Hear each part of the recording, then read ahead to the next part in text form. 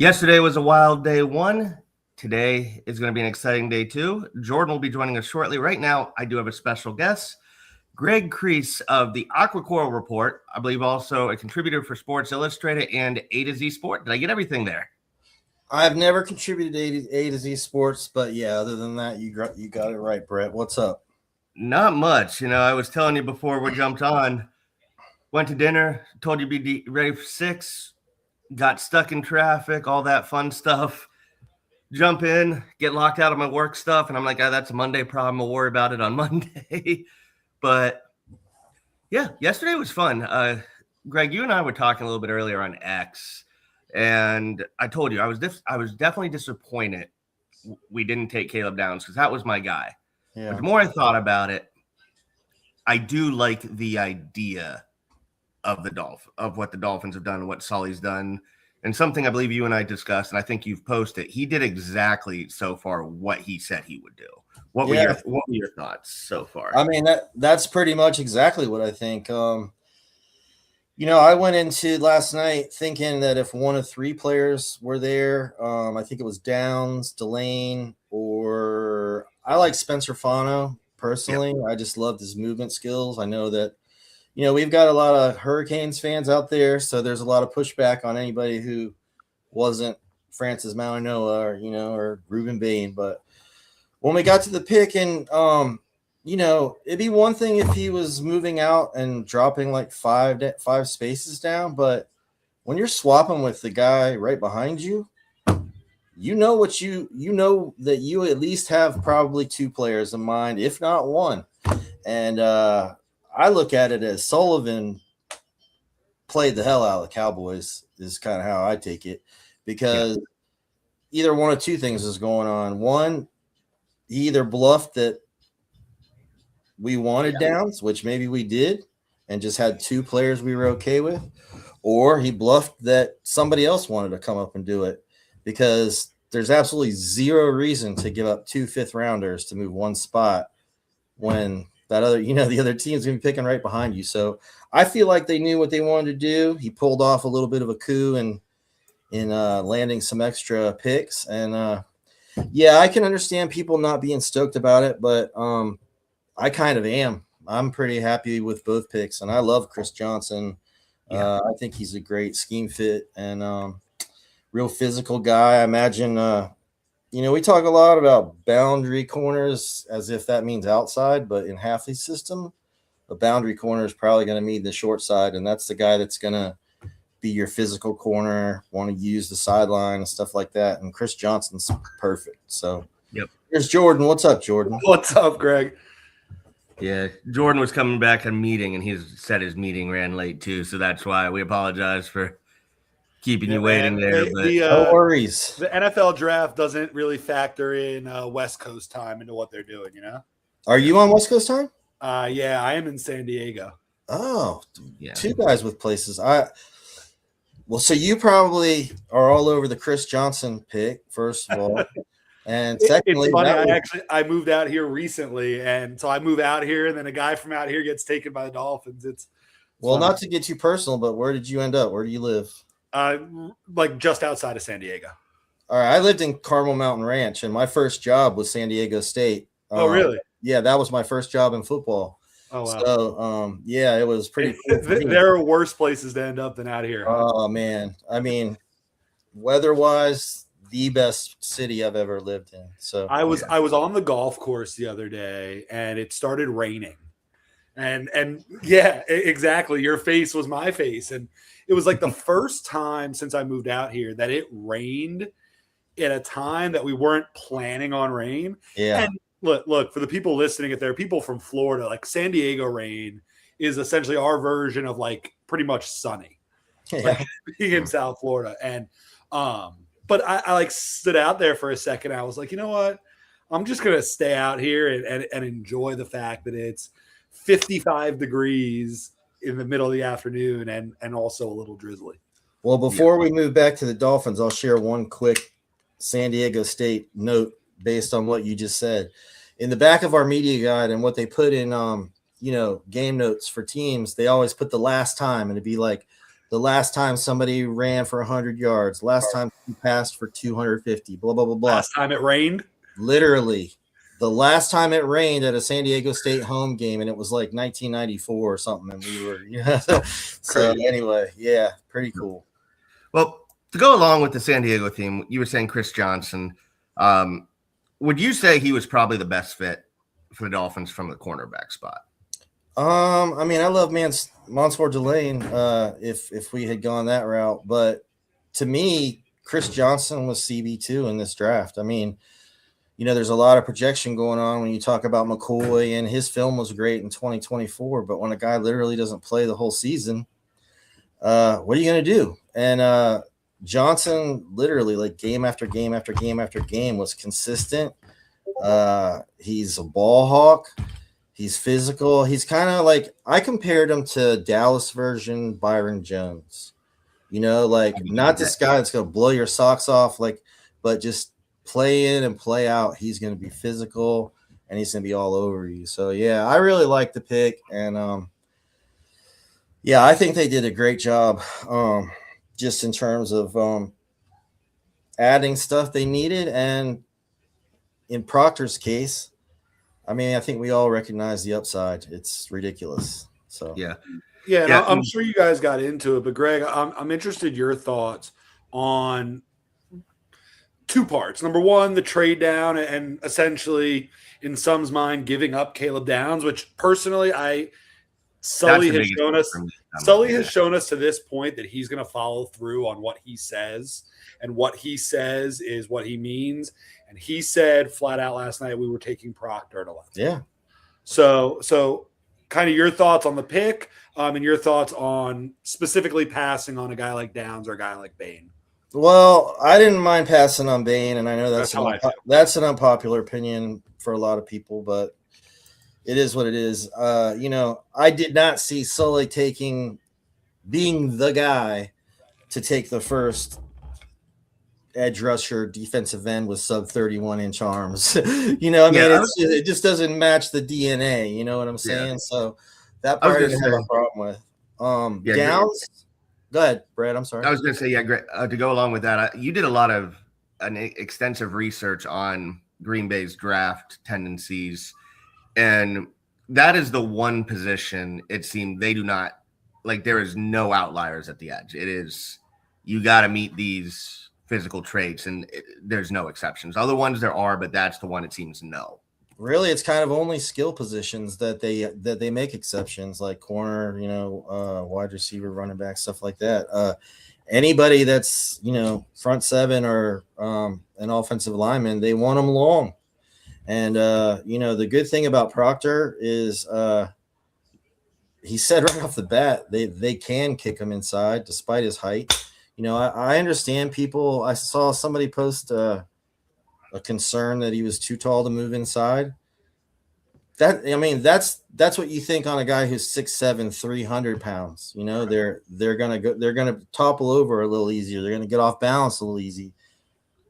Caden Proctor's strong as hell. I mean, I don't see anybody getting into him, and it didn't happen on tape really at all. And some of the stuff he did was laughable. But to answer your question, Jordan, I love Downs. I love his versatility. I am one of the people who, when he didn't run and when he said, they asked him straight up, do you have an issue with your knee? There's been a report about a degenerative knee. And do you guys remember what his answer was?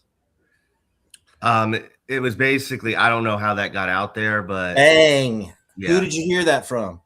That's a response of a guilty person. Do you understand? You know what I'm saying?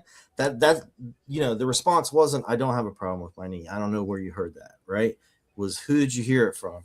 So I'm just kind of reading the guy a little bit, and the fact that he on film may have been the best player in this draft. I mean, Jeremiah Love, he is probably a pretty arguable case, but now our admin did put a poll out, so I'm going to throw this out to you. Provided both are healthy, which player would you rather have?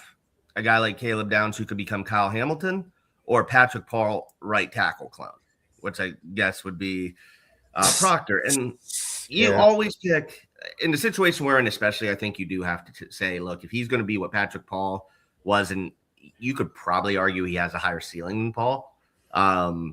You take that level offensive lineman, no? Yes, absolutely. I would put them on par with each other in terms of, I mean, like we saw 1 year of Patrick Paul. I think that his upside still is considerable. And yeah, if you think about this, okay, so I'll ask you guys a question. Do you feel like we signed Malik Willis to the best deal that was available to him, or you think he took one that maybe wasn't the best available to him? I think it's great for us. I think he could have probably gotten more. I think he could have gotten more. But the question, Brett, is do you think he could have gotten more? Or like, I think hypothetically, like, do you think that there was an offer on the table for more? I think maybe, but I don't think there was the certainty from a team that he would be the starting quarterback week 1 of 2027. Yeah. And unless it was the Cardinals. Or 2022.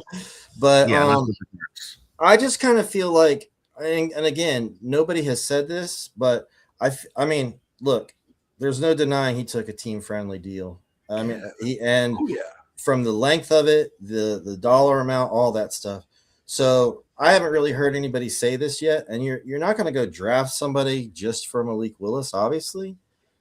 But if you got the guy with somewhat of an agreement to say, look, if you ball out for us, we're going to pay you, right? But in the meantime, we don't have the money, so we want to sign you right now, instead of waiting until June, et cetera, then I think it's fair to say we're going to do our best to protect you. Well, I mean, that's always the old sentiment, not just in sports, but in life with any job. Like, do you want to go to the job that might pay you a little more, but there's no upside? You're going to stay in your job for the next 10, 15 years, whatever it is. Or do you want the job that, okay, you might not make as much today, but you have stake and equity in what we're doing here. And if you're successful at the job we're putting you to do, you're going to get paid a lot more on the back end of it and have an opportunity to play with guys, again, that already know you, that you have a rapport with. And so I think all those things considered, in talking about Malik specifically, I think he took the best deal, maybe not fully financially. I think there might have been one with a couple more dollars or a couple more cents like elsewhere. But I think he had the best opportunity for himself to succeed and grow. Yep. Now, real quick, Greg, I'll go to you for you first, then to Kev, and then Jordan. News today, don't know if you guys saw, Tom Pelissero came out and said the Dolphins are one of the teams looking to trade up. I have a theory on who it would be. A couple theories, but Greg, I'm curious because with all the stuff you've put out there, if we are to trade up, what is your feeling about who and why do you think that? Like, I mean, what makes sense to me personally is edge. Whether it's Akis or TJ Parker, or if you're a person that likes Zion Young. But I'm not sure they would. It's tough. I think there's going to be a run on edge rushers, and they're trying to get ahead of it personally. Yeah. But there's also a part of me that feels like they might be a big fan of Caden McDonald, who I think is going to be one of the first guys that's going to come off the board early tonight.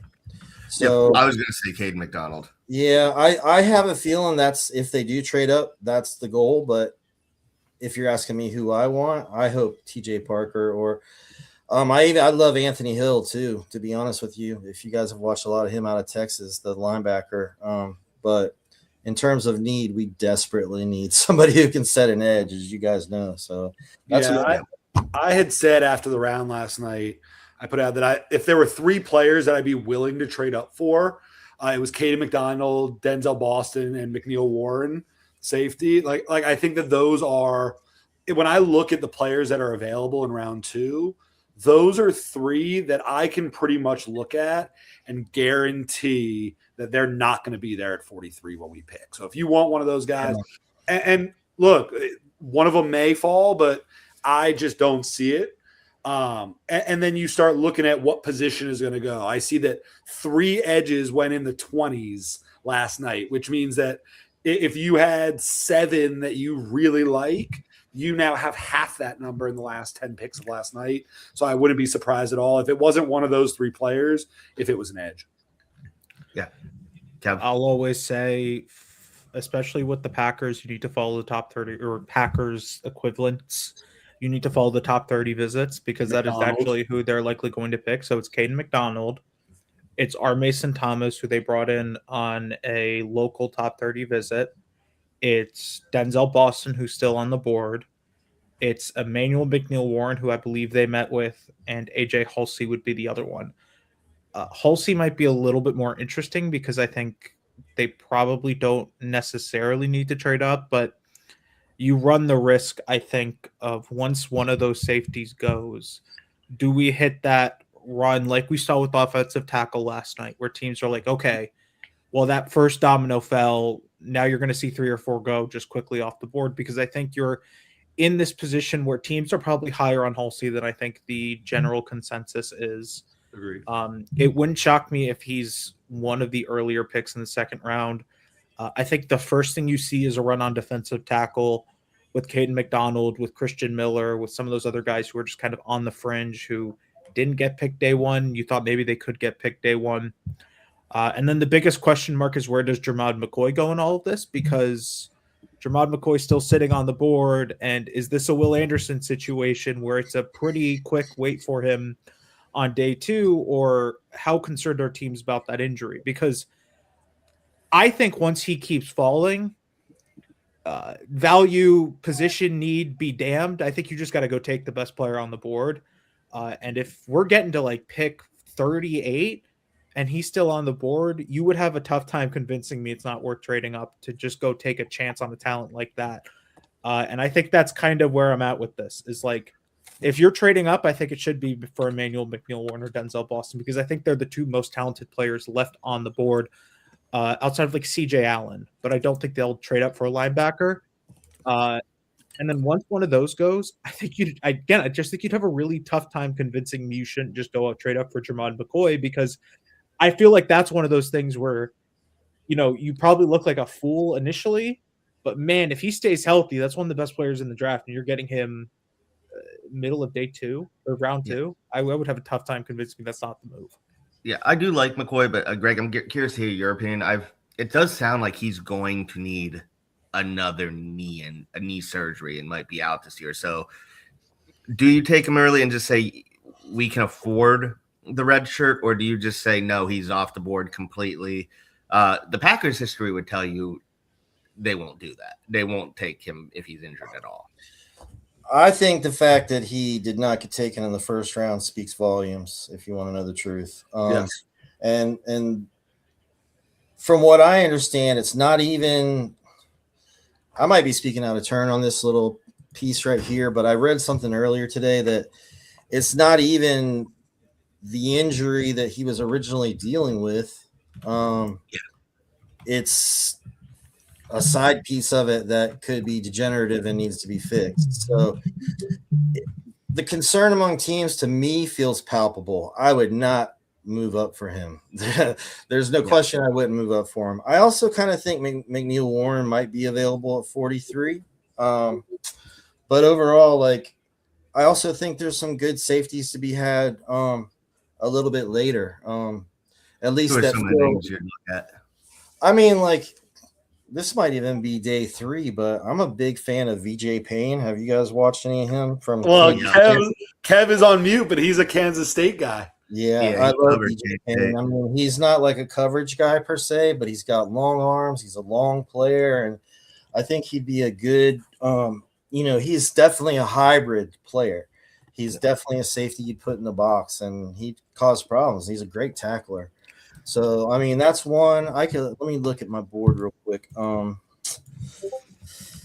do love Halsey too. I wouldn't move up for him. Let's see as we keep going. I consider Kyle Lewis a safety, even though he's a hybrid safety, and that one's arguable. I wouldn't have drafted a 5'10", 220-pound linebacker, but given what Hafley likes to do, it's kind of a fit. So, and then the other two I think I'd mention is Jalen Kilgore from South Carolina is a good safety, and I know you guys have probably seen Takario Davis. Yeah. Uh, Big guy. yeah, They're gonna love his size. he's a corner, but if you notice in his game, he's got kind of this bad tendency, like especially on crossers and stuff, where he lets off of his man and then he's fast enough to make up the speed. I don't like that out of a corner, but I don't have any problem with it out of a safety. So But do you think that Halfley himself looks at a guy like that and sees the speed and sees the tools and essentially says, because he's a secondary guy, like I can fix the technique. Just give me a guy with a ton of tools and I can work with that and fix that, especially in a developmental guy. I don't know the root of the problem because he ran like a 4.4 or something like that. But I mean, literally, if you guys pull up some tape of him, it happens a lot. And it's not a good habit at all. So, like, I mean, if you can picture, he starts the route out fine. He's on his guy. Then he just freaking loses him. And he does have the speed to catch up. But in the NFL, that's not going to probably happen that way. So, I don't know, Jordan. I really can't answer it. But from a size perspective and speed perspective, the fact that he tackles, the other side of it is he gets hurt a lot. So, so he's off the know. board. Huh? But yeah, don't know if you saw Kayvon Thibodeau did apparently tweet goodbye to the Giants. He's on the block that came out today. Kev, I'll start with you. I'll go Kev, Greg, Jordan. Would you rather try and trade a pick for Kayvon Thibodeau, or would you rather what if you could get Thibodeau, or would you take one of these edges? Because this is such a weird edge class because there's a lot, but there's something wrong with every edge. You know, our Twitter admin does not like Zion Young because he doesn't think he's a good enough athlete. Now that also partially is because of the Charles Harris PTSD. He does like our Mason Thomas, but he's a smaller guy. Yeah. So Kev, let's start with you. How would you handle this?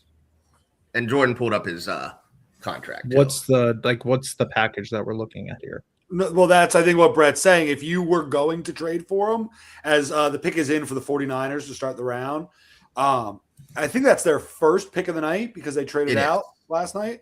But I think when you look at this, it can't be much of a package because you have to extend him. Also, what's I don't know how much he's asking extension-wise. I think he's just an okay player. I think he has not lived up to the draft stock that was put into him whatsoever. I would just probably pass on this and let's go get an edge who has 4 years of team control. I like our Mason Thomas as a pass rusher. I like Zion Young as an edge setter. I think there are guys later on in the round that I like as well. I would just not go rush onto something like this because you feel like you need to make a splash and pay a guy that much money. Greg? I think Thibodeau is chop.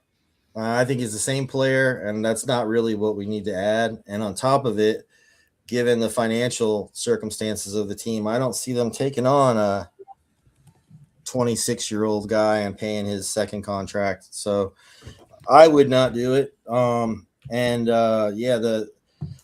I do still think there's some good edge players, and Zion Young definitely is not Charles Harris, though I get the sentiment there. My problem with Zion Young is he's dumb enough that he got a DWI 4 months ago when he knew he was going pro. So, if they've interviewed him and they're cool with that and they've got it all figured out, then that's one thing. If they select him, I assume that they are comfortable with it. But he got in some kind of fight when he was at Michigan State on field and got like a citation for that in 23. I don't really care about that, but that's when just you know you're going pro and you're dumb enough to get in a car drunk behind the wheel, then I'm sorry, that's terrible decision making. So, hey guys, do you guys want to know who the 33rd pick of the draft was? Because it's I just saw it. I actually like that pick. Dazon Stribling from Ole Miss. Oh, good. That's a little high for him. Yes, it is. I do like Stribling, but I think he's off the board because I think he's already 24 for us either way. It's high in the sense that I think his stock fell, but that film is really damn good. His stock film is really good. I feel like he's been like a late riser. I'd agree with that. It plummeted right around the combine for whatever inexplicable reason. whether it be prospect fatigue, whether it be we were just lazy and didn't want to watch the film on the guy. But he's one of the better receivers in this class. Yeah. He looks a lot like Chris Bell to me in terms of the style of player, big physical, fast type thing. But if I could get a healthy Chris Bell, I would be probably happier than Stribling personally. And Kevin, I didn't tell you, but I called VJ Payne, buddy, as one of my favorite safeties. So I got to throw that out there. I like him. That's a round 3 pick if you're going to take a safety. Round 4 or I don't think he goes to round 4. I don't think he hits round 4. Yeah. Okay, well, we can agree to disagree, but I'm just saying I like him, and that was the point. And they said you're a K-State guy. So also, I know you mentioned Kyle Lewis. He just doesn't fit the Packers' thresholds. So incorrect. He's a will linebacker who can cover. Yeah, if he's safety, though, most of their safeties have been over 6 foot. So I think if you're following the tea leaves on what the Packers have historically done, and both their first round picks fit that, I would have a hard time believing they like Kyle Lewis. Oh no, I mean he's not a first round pick, but you might be right. Nobody really knows at this point. We're all kind of learning what their preferences are and stuff like that. But I personally can't stand a 5'10", 220 linebacker and was against it. But when I watched the guy cover, Kyle Lewis is really good. You put him up to the line like he's a will that's going to rush, and then he drops into coverage. I mean, that's 100% what Hafley wants to do. He wants to show something pre-snap and change it so the QB is confused. So I think it's a good fit, honestly. Yeah. Now, to go to Stribling real quick, I do know he was starting to get second round hype. Just still seems way too high for me, Jordan made me really big on the screen. But I thought he was a guy you could get third or fourth round. I'd be like, all right, that's cool. Now, with the word about us trying to trade up, if we trade up, does this make you think? Well, Greg, I know you said you think the edge run is coming. Is this idea that maybe as Arizona's about to make the pick, Arizona has made their pick, and it's a good one. God, that's a great pick. Let's see. I'm still waiting for it to come up. But do you think the wide receiver run is possible? And if this is trying to get up to get Denzel Boston? I don't think there'll be a run just because there's going to be a lot of good receivers left in the third round, in my opinion. But do you think that looking at the top Chase of this, Brisantes? Yeah. So looking at the top over here on the right side, I do feel like past Boston, that is the end of a tier of the receivers. I think my next 2 favorite are probably Chris Bell and Elijah Surratt. I'm a little higher on them than Brazel and Bernard. And then you start getting into the Ted Hursts of it. Yeah, scroll down, whoever is scrolling, because I'll just show you.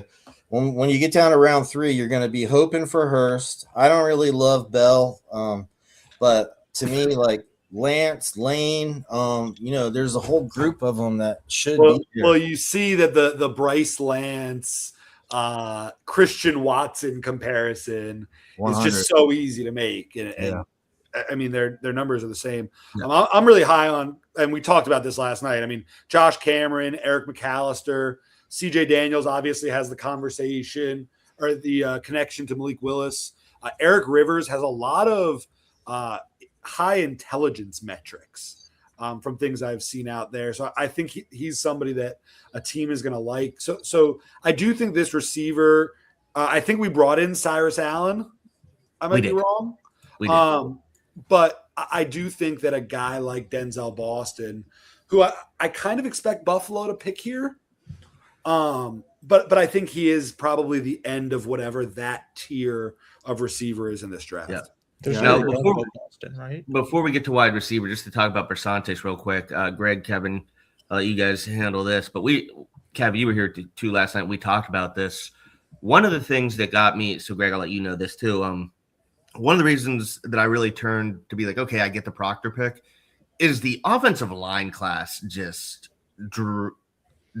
went drained. There was so few guys. The only guy left that I considered a plug and play, quote unquote, because he does have issues, is Caleb Lamu, that was left over, and he was taken at 28 after we traded up for Chris Johnson. Brasantes was the last guy, I think realistically you could say, all right, we can get him and we can have him be a starter. I mean, Emmanuel Prignone probably is a plug-and-play guy too, but with his age, I think he's off the board. So, Greg, Kev, is there anybody left that would be a day two guy you could see us taking and just saying, you know what, they can compete for a starting job this year? I'll let Kevin go first. Christ. Okay, then I'll go first. Probably not. You guys want to rock, paper, scissors for it? No, I mean, I don't think there are too many people left that aren't like projects per se, but also keep in mind how bad we are. You know, I mean, we're not a team that's like stacked on the offensive line, so I think bringing anybody in, depending on where they're drafted, should be considered part of the competition. Basantis, I don't think we would have taken him anyway because he's got short arms. So He's great. He's real strong. He's nasty, but and then one quick thing before I let somebody else talk to what you said, Brett. This year was kind of guard heavy. Next year is tackle heavy, and Green Bay like what you were talking about, Kevin. Green Bay likes to draft tackles and move them inside. So, I don't know if we'll be going back to offensive line unless it's late in this draft. I do want to say one thing. Yeah. The Bills just Greg, I know you'll be upset about this. the Bills Buffalo just just took took TJ TJ Parker. Parker. Well, sorry. No, you can curse all you want on here. No, man. you can swear. You can swear as much as you want. Yeah. Houston just moved You out. heard You what were was there coming, taking boys. That's Caden McDonald. It's funny because So if this you is where guys you think have the edge. Kevin and Brad, if you guys remember, I picked TJ Parker with the Bills last night or 2 nights ago in And our then you went- mock with Bobby, and then actually went back and changed it to Malachi Malachi Lawrence. Lawrence. But I think that's a good fit. When I originally picked TJ Parker, I said that his skill set to me makes a lot of sense for them sitting behind Bradley Chubb for a year. And kind of learning from him and learning from a veteran that probably similar size, that he can learn a new skill set. And I think that's a good fit for the Bills. And right. Vegas just traded the 36th pick to Houston. Houston is almost Greg, certainly I know taking you- Caden McDonald at this I point. see you said you just have to. You got to roll soon, so I'll Yeah. throw this to you, and then you can bounce. So yeah, you were talking about the edge run. Do you think this is where the edges just start flying off the board? And sorry, Kevin, I think my guess is either Caden McDonald or Lee Hunter. But Greg, go ahead. Yeah, I mean, I think so, but like for me personally, I don't like a lot of the guys that are left aside from Akis and Young. So we'll Yeah, see what they think I get about it. Actually, whoever's running the thing, can we look at edge rushers real quick? Yeah, absolutely. There you go. Let me know if you want me to scroll down. Nah, that's good. Yeah. Ooh. I'm a fan of Akis. I like guys of the people who are left. I like former wrestlers on the offensive and defensive line.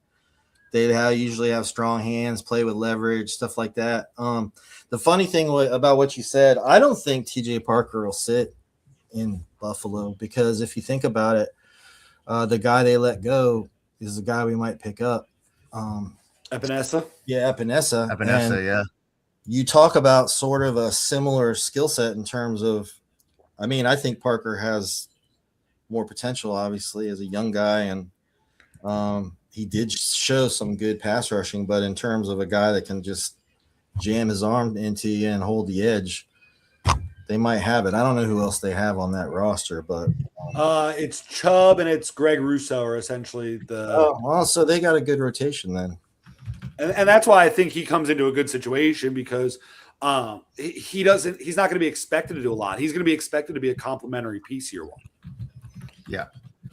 All right, fellas, thank you for having me. And Greg, anytime, man. It's another great time. to see you. Yeah, I just want Absolutely, to. Greg. We'll talk about San Diego at some point soon. Yeah, that sounds good. I hope things are good, and I hope you're into fish tacos by now. Oh yeah, they're awesome, man. All right, take it easy, guys. Thanks All right. again for having me. Have a you. good weekend, Greg. You too. Bye-bye. All right. Yep. Everybody, he is Greg Crease on the Aqua and Coral Report on Twitter, X, whatever you want to call it. Yeah, Definitely great give dude. him a follow. great dude, gives some good information, does a lot of detailed scouting. He's done a lot of scouting for the NFL. He's worked in sports information for a lot of colleges, so he's very well connected. Just never compliment James Franklin around him because he's a Maryland guy, so he does not have good feelings towards James Franklin, which I get. Oh, and Caden McDonald just went off the board. Oh, I would have now liked you're ahead of McDonald. us, Brett. Apparently, You saw that on your TV? yeah. Oh wow! Unless that was just them like shaking hands or something. I but they have just, Goodell they're showing Texans fans. maybe I'm wrong and I just look up and I saw him shaking hands because he's still there. He's the only guy left from the green. He's the only one left.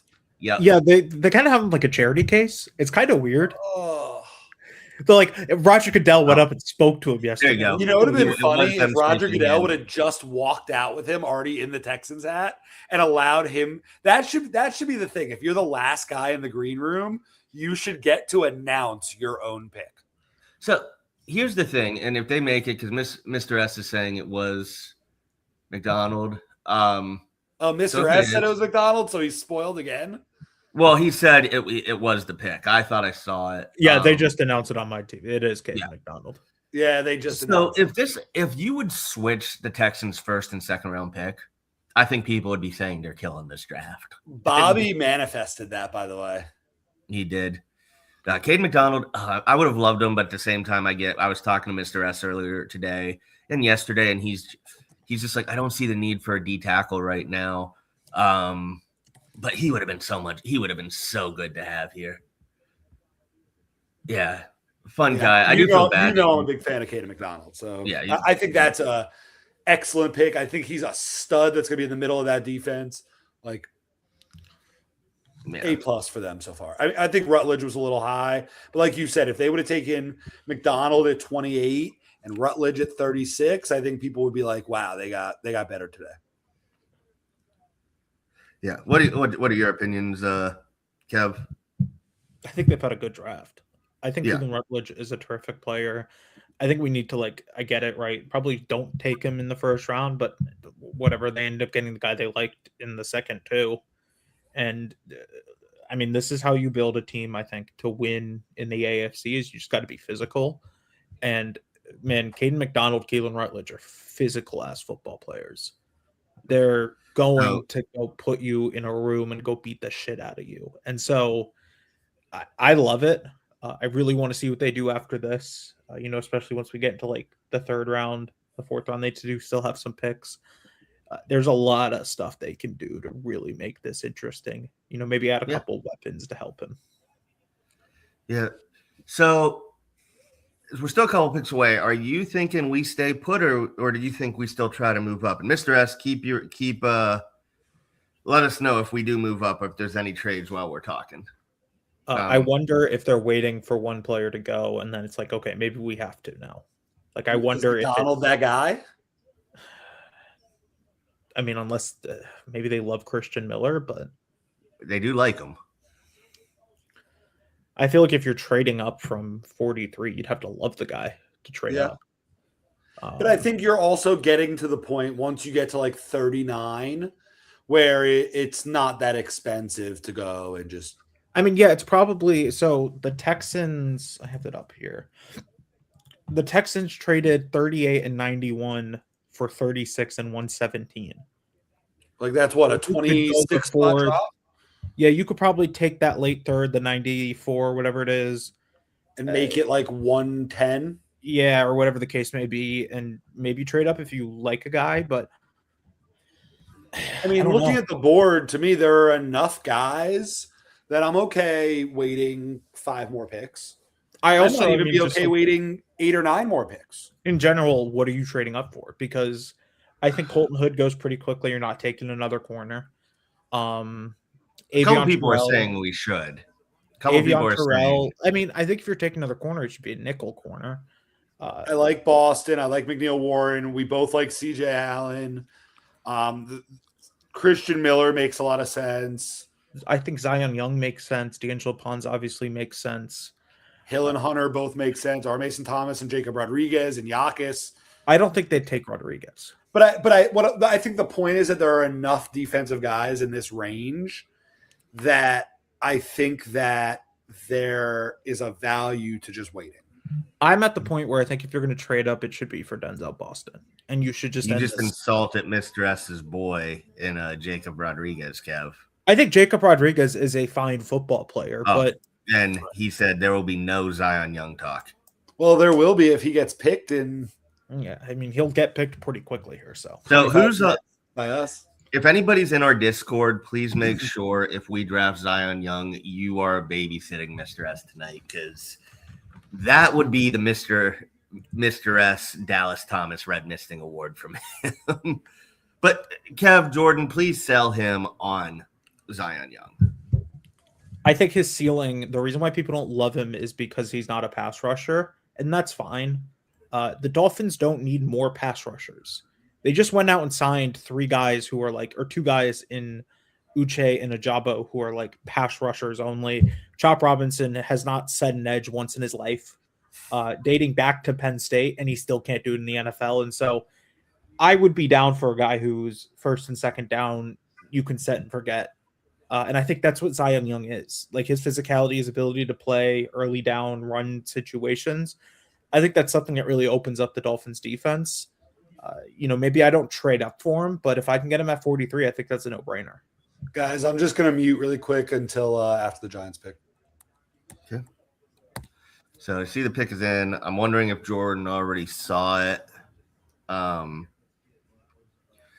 curious. They could go a lot of different ways here, and I am very curious where they go.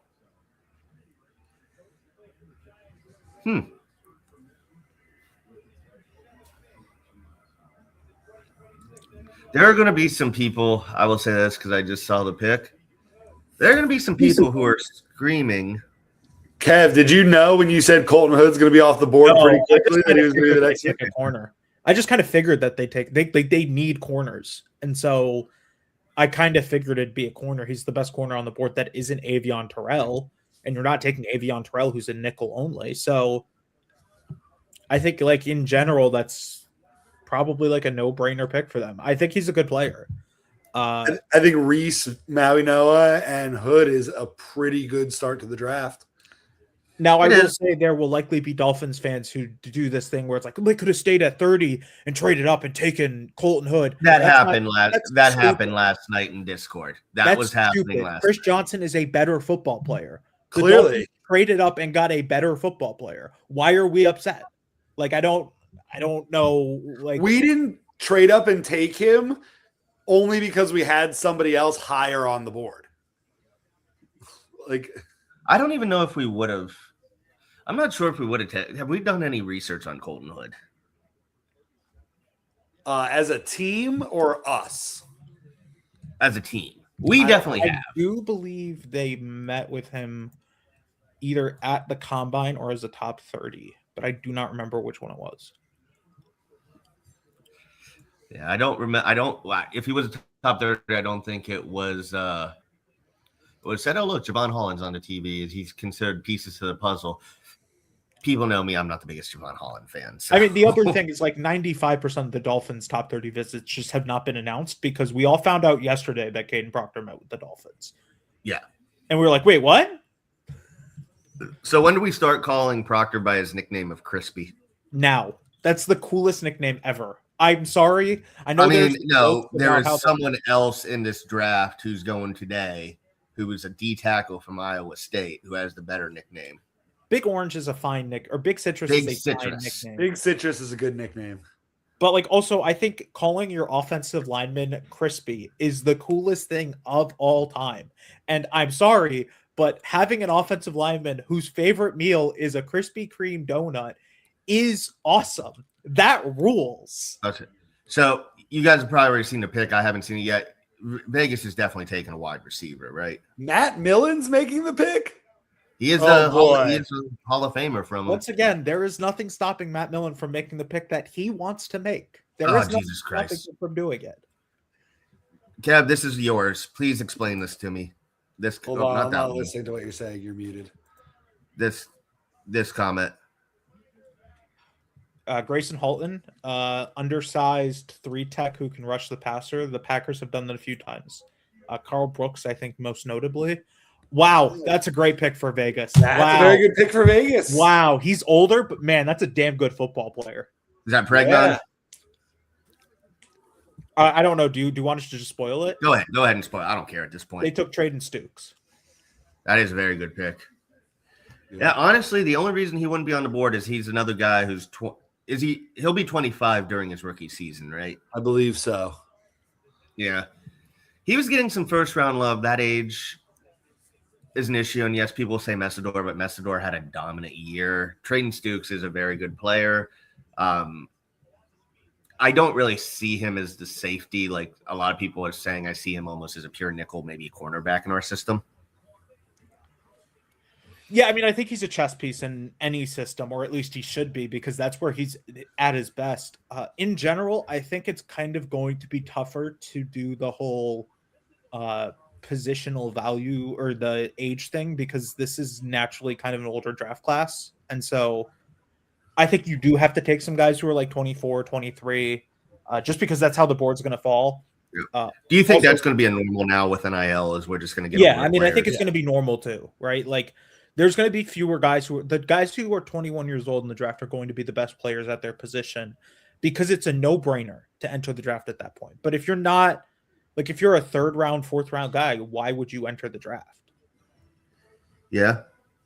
I forget who it was. One of the players who was a rookie past year, he was like a 4th or 5th round pick. And he's like, yeah, I was making more money in college. I took a pay cut. It's crazy. Do you think that the Browns, they took Fano last night and they took Concepcion? You think they take an edge here? Did you hear what Matt Miller? Did you hear what what's his name? Matt Miller of ESPN said on the Rich Eisen show today? I did not. He said Fano's a good player, but he doesn't really fit. He doesn't really fit, but he said the Browns are a bad drafting team and they draft it badly. And he said he likes the Fano pick, but making him a left tackle when he's never played left tackle is a question. And he does not believe Casey Concepcion, who he said a short receiver that has drop issues, you don't take that high. Well, I think that, and I've said it a million times, I'm a big fan of drafting a guy to play a position that he's used to. And I do think it was weird that Fano was drafted to probably play left tackle and Lamu was drafted to probably play right tackle. But this whole draft process, one of the coolest things about Fano is that everybody was all set that he could play 5 positions, that he's that type of player. And I don't think Cleveland takes him at 9 if they don't think he can be a guy that plays a position. They're not drafting him because they don't know what position he's going to play. Like, they know where he's going to play. And I think it's going to be left tackle. Huh. And they're going to pick now again, and we'll see if they continue to be a bad drafting team. Yeah. Has James Howard ever played left tackle? Who's I that? think sorry, go ahead. I said, or is he a who right you tackle guy? Who Who is that? I didn't hear you Titus said. Howard? I don't think he's ever played left. I think he was drafted to be a right tackle, and they found out in the NFL he's a guard because he was kind of. I shouldn't say he was bad at tackle, but he was pretty bad. Borderline. He was. I pretty bad. thought he might have gotten better, but he definitely is Caden better. McDonald was in the crowd celebrating with the fans. Who was? Caden McDonald. That's cool. Good for him. You know, he's the star of the show tonight because he's the one guy there. So just have fun. And if either of you guys been to Pittsburgh, that is down by the stadiums, downtown Pittsburgh is a fun place to party, especially because on game days, and I'm sure today, they treat it like Bourbon Street. You can go drink anywhere you want, take your drink anywhere. Speaking of that, Brett, what are you drinking tonight? I just had with dinner a blackberry mojito, Ooh. which was really good. But I've got some Jack Daniels mixed drinks waiting. We'll see the Browns pick right now here in a second. Joe This pick is Hayden. interesting. Was it just me? Is everybody else kind of refreshing? That's best player available. I mean, Denzel Boston. Yeah. Wow. So they took Boston and Best player Casey. available. I like both players, but I don't know if that's the best use of resources for them. I think it's doubled always a up on good receiver. use of That's pretty resources to crazy just take already. the best player available. Yeah. Interesting. Mr. S, I hope you are. I see you put yourself in Discord jail, but I have a feeling He put himself someone in is jail going- already. It's not even the 40th pick. Nope. I am looking at Discord now. There will be no Zion Young. Don't fall for this. He is nervous. Oh, he's nervous that he's still on the board. Yep. Denzel Boston. I think he would have been our guy. I do wonder now if we might go for him. If we would have gone for him and it just was too much to move up. But he's the receiver I believe we spent the most time with, if I'm not mistaken, Kev. Who, Boston? Yeah. I think we met with him they at his had pro him day in- at the combine. Top They 30. had him in her top 30. I don't remember the pro day. I'm sure they liked him. Maybe there's a medical thing because I know there is some medical concerns there. So I do wonder if that's why they didn't trade up for him. I mean, there has to have been a reason for it. So The Chiefs pick is in at 40.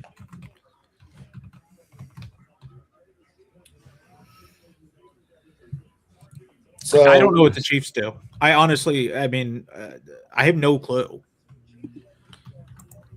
If you are this worked up, sir, you might want to step away from Twitter if we pick Why, Zion. why is he furious? He doesn't want Zion Young. But we haven't picked Zion Young yet.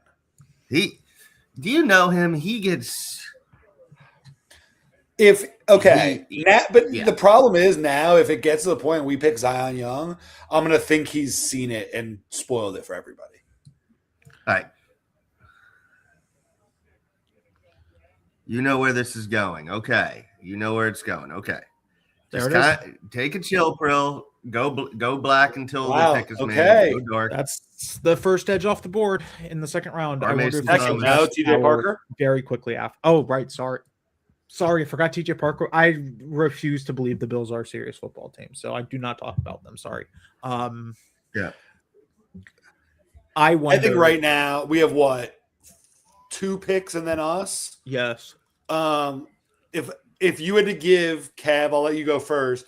A top 3 right now of who you, not who you want, who you think Sully's going to pick. Who's your top 3? Emmanuel McNeil Warren, Zion Young. I'm going to put Jermod McCoy in there because I think that they're going to have a really big discussion about whether it's worth it to just take the talent. Scroll up a little bit. I would say McNeil Warren. Maybe CJ Allen. So here's the thing was like, and I could be wrong, and I don't dislike Zion Young. I do think the character concerns might be an issue, and I don't know. Like, yes, they had him in the top 30, so I don't know if they want him. But we'll see. I would say McNeil Warren. I think CJ Allen because good character guy, young, athletic. I believe if you look at history, the Packers like taking linebackers in round 2. Go to edge real quick, Jordan. I am curious. We did meet with Cassius Howe, but he has tiny He hands. doesn't. He has, I don't see him as a fit given what they Yeah. already have with Job Robinson. I could also see AJ Halsey, or maybe. It's So tough. my question is, do you think that there's a chance after bringing in Emmanuel McNeil Warren and AJ Halsey that they take Halsey over McNeil Warren? I do. And we'll see who the Bengals take right here in a second.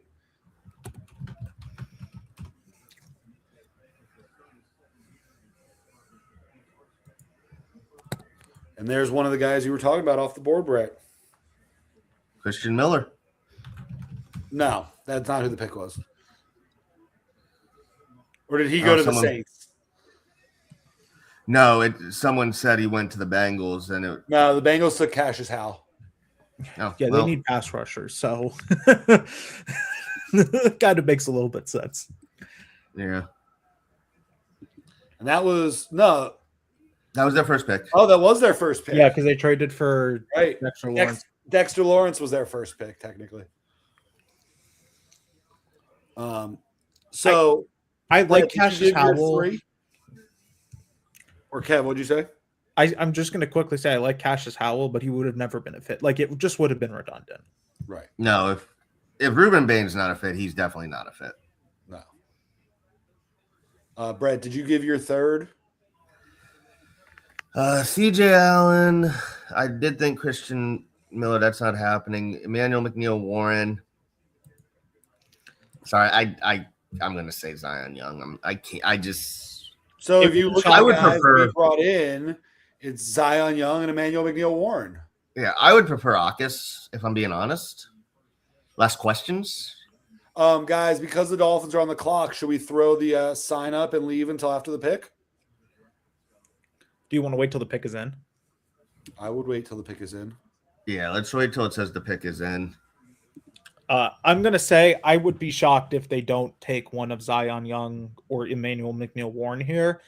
The agree. only interesting thing would be like, do they take D'Angelo Bonds and make him a full-time nickel? Do they just love Jermod McCoy's talent and they're willing to give him a redshirt year if that's what he needs, right? Those are the question marks that I can't answer because I don't have access to the medicals. But I think that's probably where the biggest question mark comes, right? Is like, where do you go from here? Christian Miller's off the board. Okay.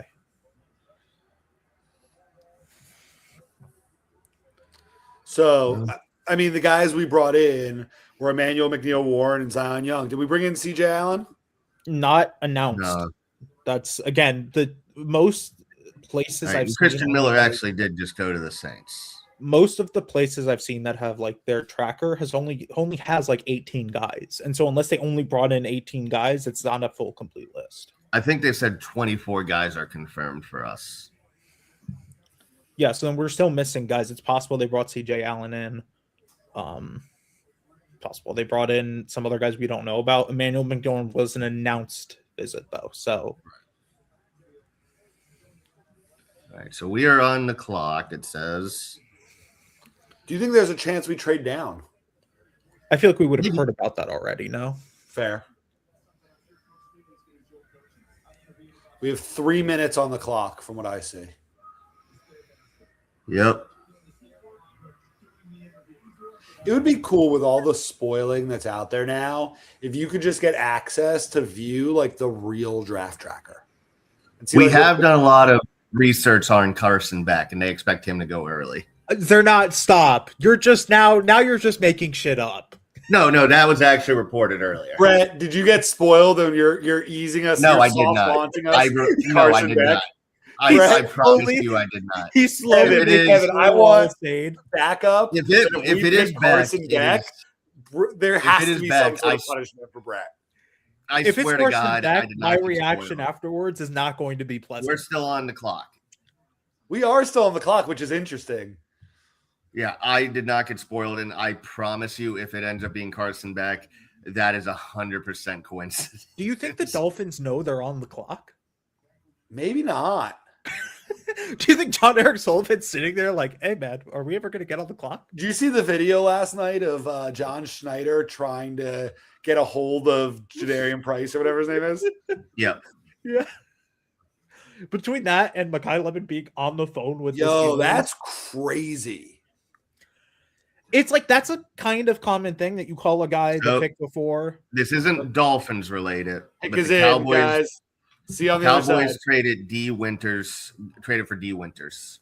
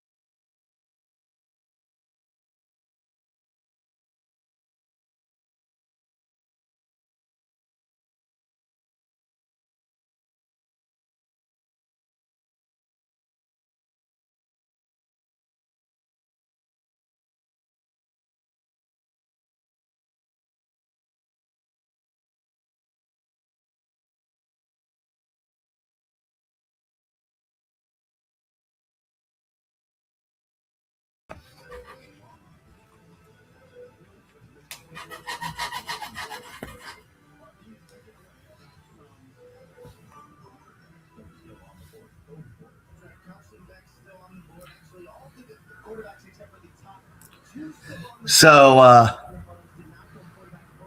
Mr. S is going to need to get into the chat.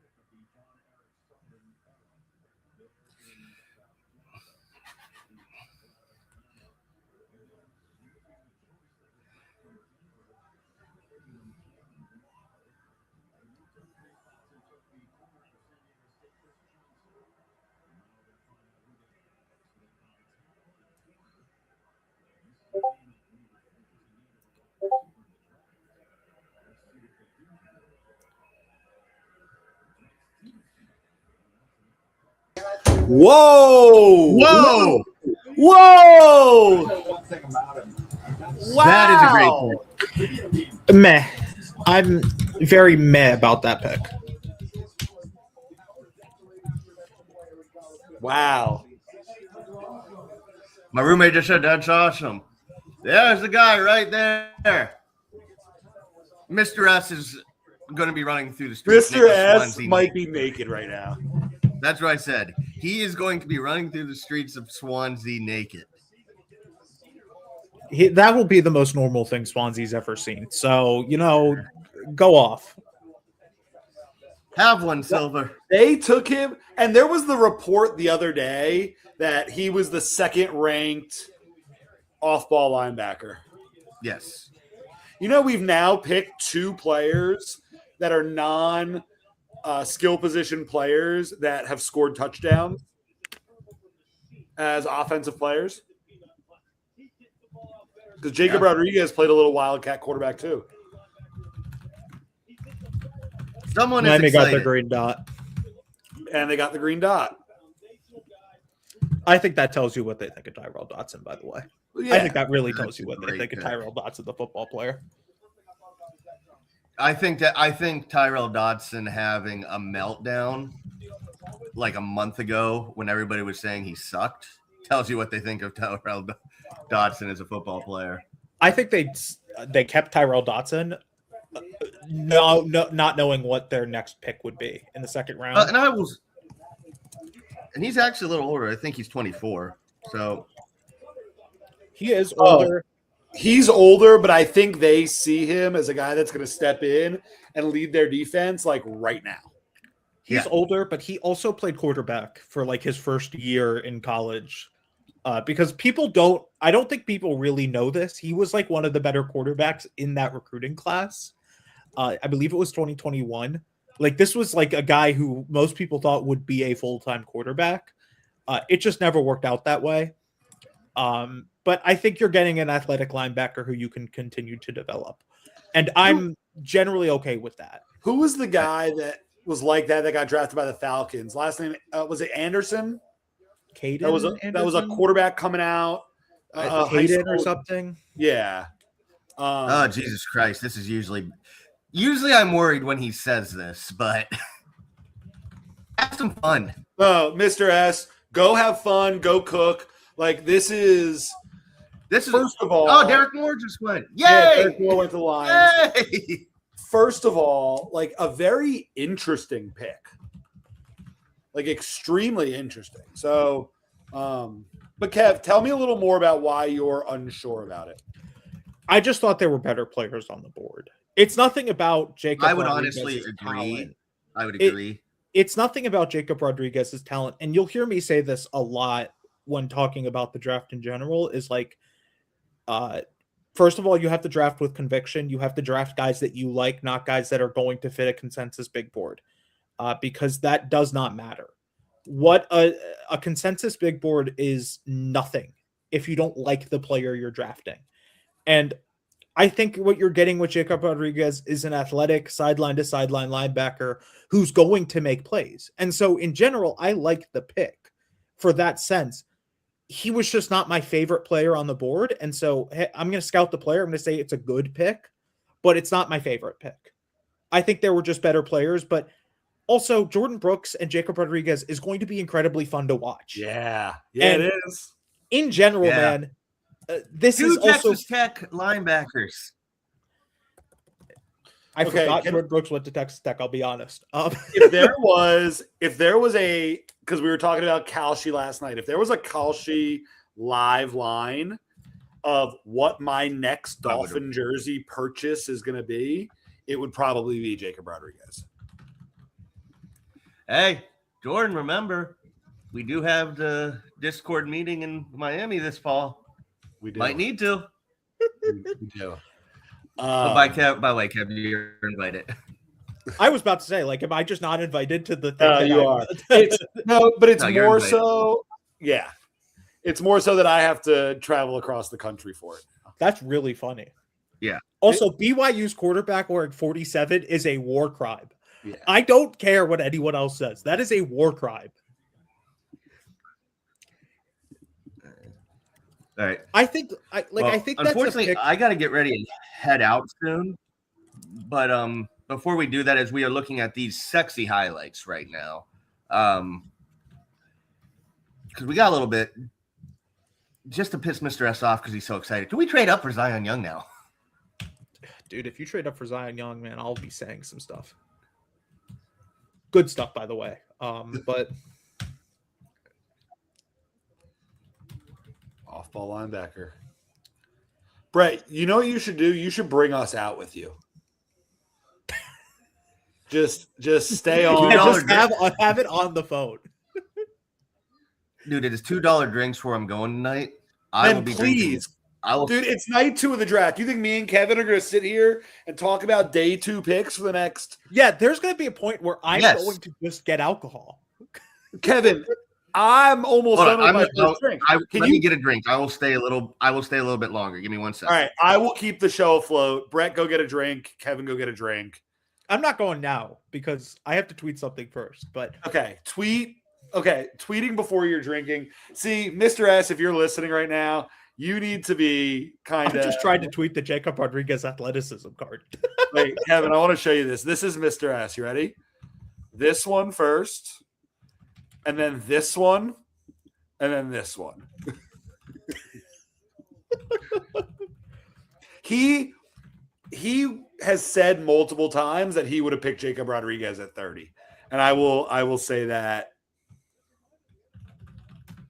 for the record. And that was definitely a penalty on that whatever number 2. Is it 2?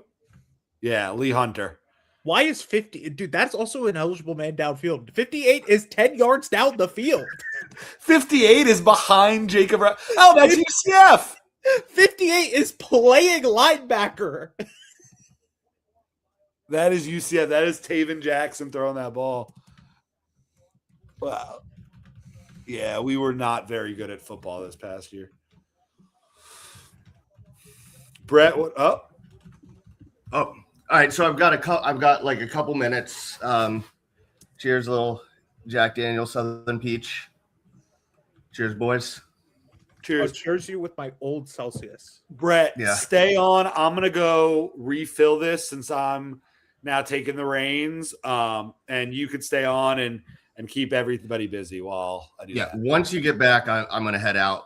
So what we're going to do, Kev, you look at these 3 picks. How do you grade this draft so far? I'm giving it a B plus. I think last night I probably gave it a B plus 2, or maybe I gave it a B. I don't quite remember. I like the Caden Proctor pick. It was probably not my favorite pick, but I do know why they took that pick. I love the Chris Johnson pick. That was an A pick for me, and it's going to, I think, pay off in the long run for the Dolphins. Jacob Rodriguez, like I said, maybe not my favorite pick that they could have made, but I don't think it's a bad pick. And I think that's the most important thing, is that I'm going to evaluate the player here. I'm not going to evaluate who else was on the board. I think the Dolphins got a starter at 43, and they got a player who they can help build a defense around. The biggest thing about this year's draft compared to maybe some previous regimes, and I'm talking about the one that they just had, is this is not anywhere close to the same regime, because I don't know if Chris Greer would have ever taken Jacob Rodriguez at 43 or in the second round period, because they typically just didn't take linebackers early. And so this is clearly, like, I think the Packers or the Dolphins with John Eric Sullivan are going to take their guys, and they're going to say, hey man, we have so many picks. We have so much stuff that we can do. We're going to figure it out. Like, I think that's a fine place to be. I like Jacob Rodriguez, just probably not my favorite pick. And now Zion Young's off the board, so they're not taking Zion Young. That does not feel like a Ravens pick. Maybe not, but it's a good pick for them. Yeah, Mr. S is going to be extra happy because now he doesn't even have to worry about Zion Young. Do you think he saw the pick, or is he too busy celebrating? Yes.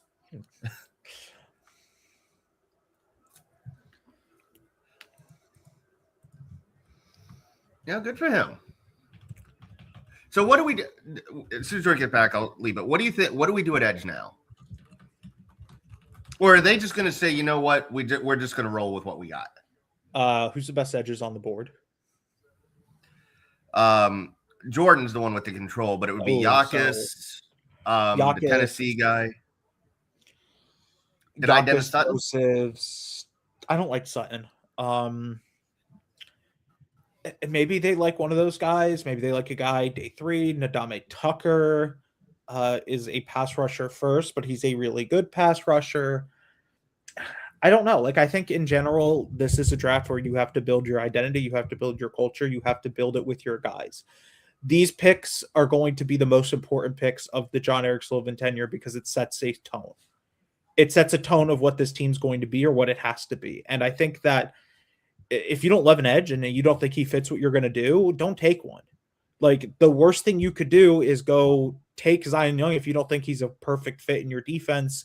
Go take a guy just because you want to take the guy. Like, I think that you have to take guys that fit your defense, and I think that Jacob Rodriguez fits the defense. And yeah, I think they're good enough at edge with Uche, Ojabo, Derek McClendon, whoever else it may be, and Chop Robinson, that they don't have to force their hand. Yeah, I'd agree. I'm just excited because I never thought we would take Jacob Rodriguez. I completely forget about him. I'm like, yeah, okay, we'll take CJ Allen. We take Jacob Rodriguez, and we're probably going to find out tonight that he had a top 30 with us. We're going to find out in 5 minutes. And again, I'm just going to say, did we do any reporting as to who the Dolphins brought on top 30 visits? That's wow. I just saw the. I'm about to see it. Wow. I like that a lot.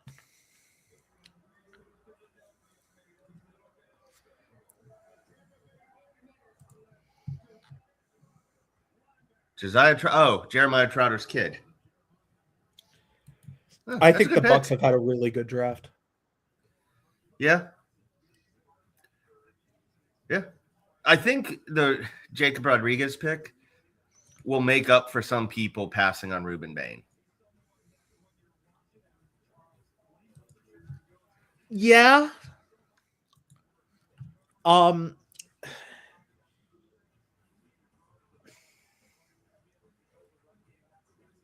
Maybe. I think in general there was probably reasons they didn't take Ruben Bain. And I think the biggest one is probably that he has T-Rex arms. Yes. But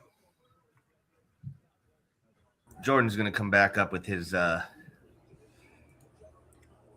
just sitting there being here, but we'll see. I'm very curious. Doing a lap around his apartment, celebrating the pick. So, yeah. So once Jordan's back, I am going to be heading out. I gotta start liking some of these tweets from Mr. S. Thank you for the 365 people joining us. Make sure you like and subscribe on YouTube. Grab a drink. It's just a night to have fun, a weekend to have fun. Steelers are up. Do they take Carson Beck? Cody, do the Steelers take Carson Beck? If they traded up for Carson Beck, man is all I'm going to say. Yeah. I think they traded up for a receiver, though. I think that's what I'm just going to assume. Yeah.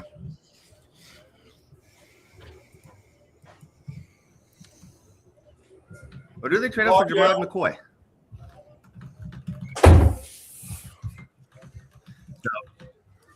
All right, buddy. Since you're back, Jordan, I will toast you real quick. I will be checking in and out as the night goes on. Cav, you guys are in charge. Everybody have fun. Make sure you like and subscribe. I'll be back at some point.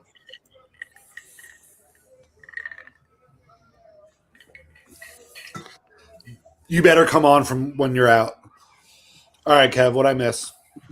Steelers traded up for Jeremy Bernard. Ravens took Zion Young.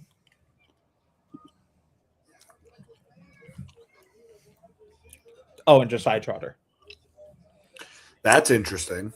It's a little earlier than I thought. It's a Bucks pick, though. That fits what the Bucks do. Yeah.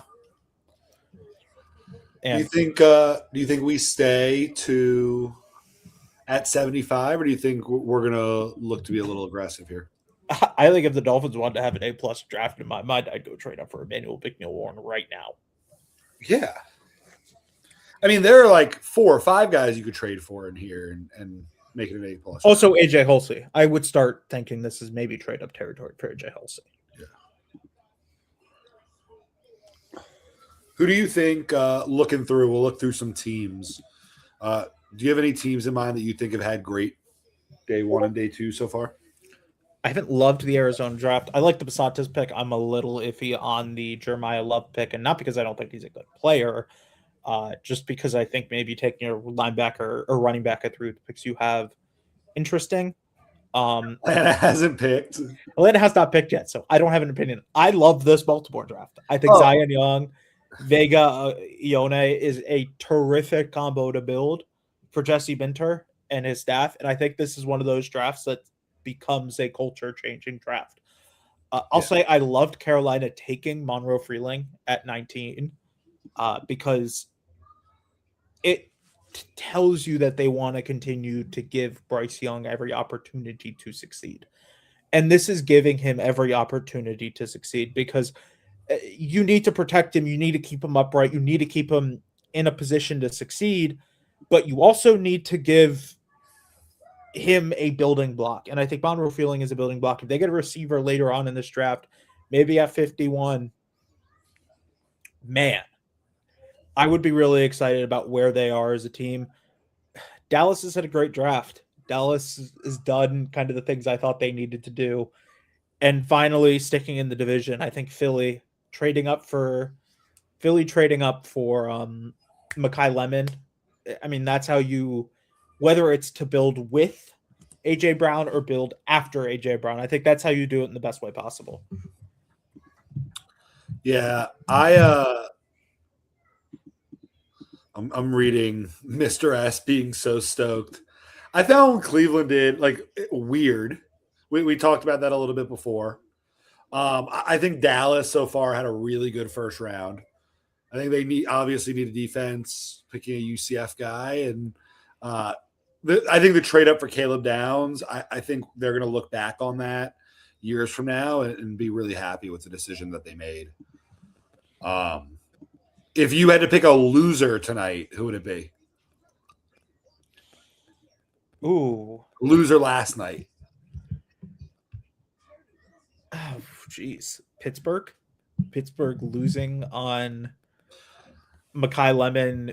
I think they get a good player, Max Iheanacho, but maybe not the pick that they would have wanted. What I want to understand is how did Pittsburgh think they picked Mekhi Lemon? Well, no, I don't think it's that they thought they picked him. They were just getting it ready on the phone early. A lot of teams do that kind of thing where they get on the phone earlier. You know, you just kind of talk to him, you know, get the call done earlier so he can go celebrate. And then No, but I feel like you put the call in right when you officially make the pick. No, sometimes it's different. There was one a few years ago where the Cowboys had Ryan Shazier on the phone, and who is it? Oh my God, it was actually the Steelers who took Shazier over him. So it kind of just varies case by case. it's a bad look. I don't think Iheanacho's a bad player, but it's a really bad process. And then the pick right after that, Chargers going old edge rusher and Akeem Mesidor. That feels like a panic to me. I don't love that pick. To me, this whole range of like once Ruben Bain fell to 15, I feel like this whole range of the Jets going tight end, Blake Miller, Caleb Banks, and then Freeling and Lemon, who we thought were going to go a little higher, and then Iheanacho and Mesidor, and this whole range just felt like it was a lot different than a lot of people thought it was going to be. It was a lot of teams taking guys that they liked. And again, this is why predicting the draft is so difficult, because teams all have their own big board. They all value different things. They all have different conversations with the players. And so while I may not have Akeem Mesidor as a first round pick, and I didn't think he should have been a first round pick, there is always going to be a team that likes him a lot and is going to take him as a first round pick. Very similarly with Caleb Banks. I didn't think Caleb Banks was a first round pick. I thought some of the foot concerns is an issue. But the Vikings, right? I think that's a Brian Flores pick. So I think that there's always these things where it's like, it's so difficult to predict what a team does when everything can just kind of be their own thing. And every team is operating on their own very different big boards. There's no consensus across buildings. It's just so difficult to see how that works. Yeah, I completely agree. Then Rutledge going right before the Dolphins.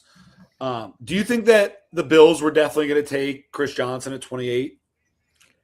I don't know. Probably not. But you can't operate thinking and like, well, what if they don't take, right? Like, I think the biggest thing that the Dolphins did is they loved Chris Johnson's film and they said, I'm going to take Chris Johnson. That's what matters. And go take your guy, man. Like, that's what it is to me, is just go take your guy and go figure it out. I just think that them going from 26 to 28, and then when we came up to 27 and took Chris Johnson, they immediately trade out. It looked to me a little bit as the Falcons take Avion Terrell. And we'll talk about that in a second because that's interesting.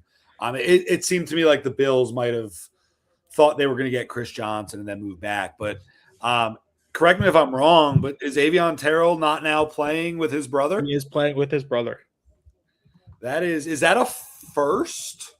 Probably not. There's probably been someone like that, but I'm going to look that up. Let's see. Have two brothers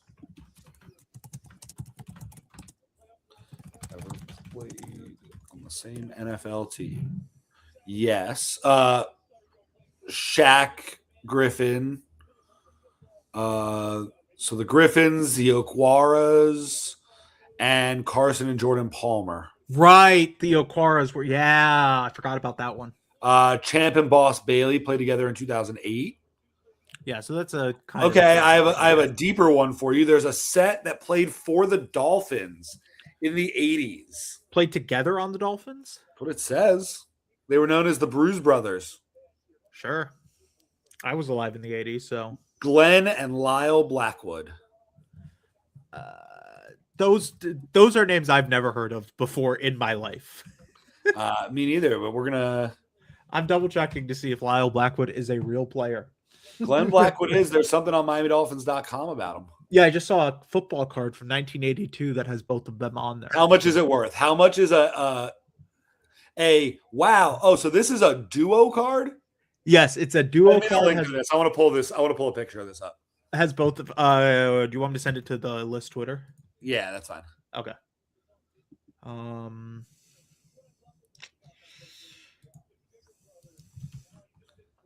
This is what we'll be doing for most of the draft, by the way, is just looking up random fun facts. Oh, we're going to go down some rabbit holes. Dude, like Brett might think he's having fun going out. We're going to be talking about Lyle Blackwood at pick like 65. Going, hey, man, Lyle Blackwood, he was a good player, right? No, I know nothing about Lyle Blackwood. I want to wait, I see your Jacob Rodriguez tweet.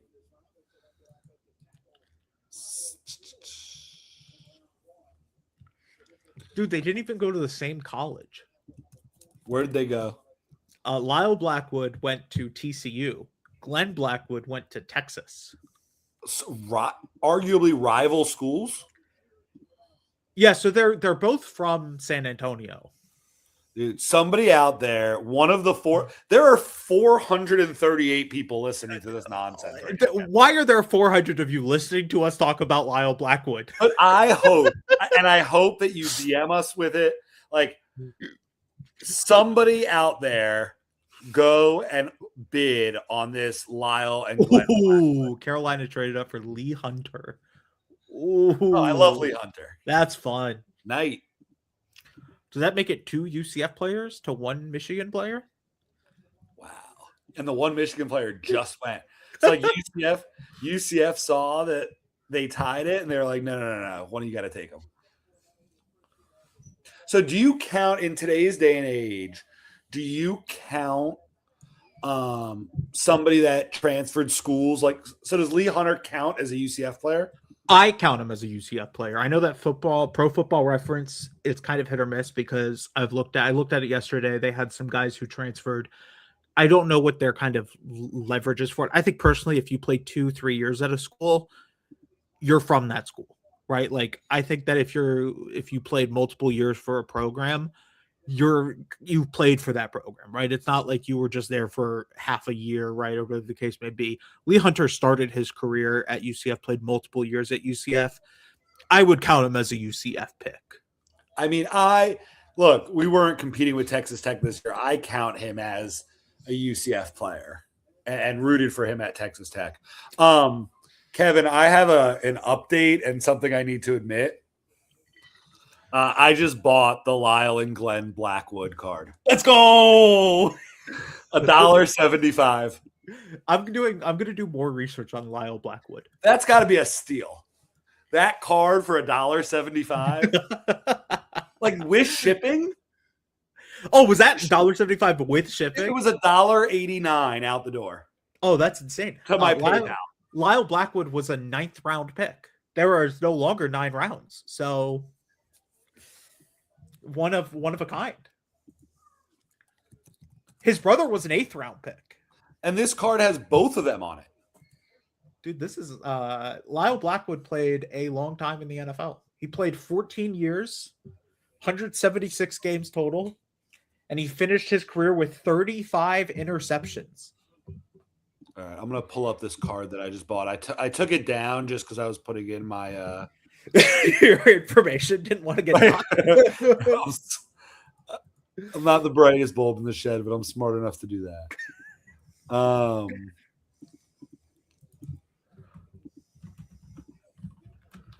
Yeah, this is the card. 1982. I beat all 444 of you to it. So, all right, we'll do something with it when it gets in. Back to the draft. New York made a pick. I don't know what New York is going to do anymore because. So they traded with Detroit? Yes. Jets took 2 offensive players last night in who'd they take first? Sadiq?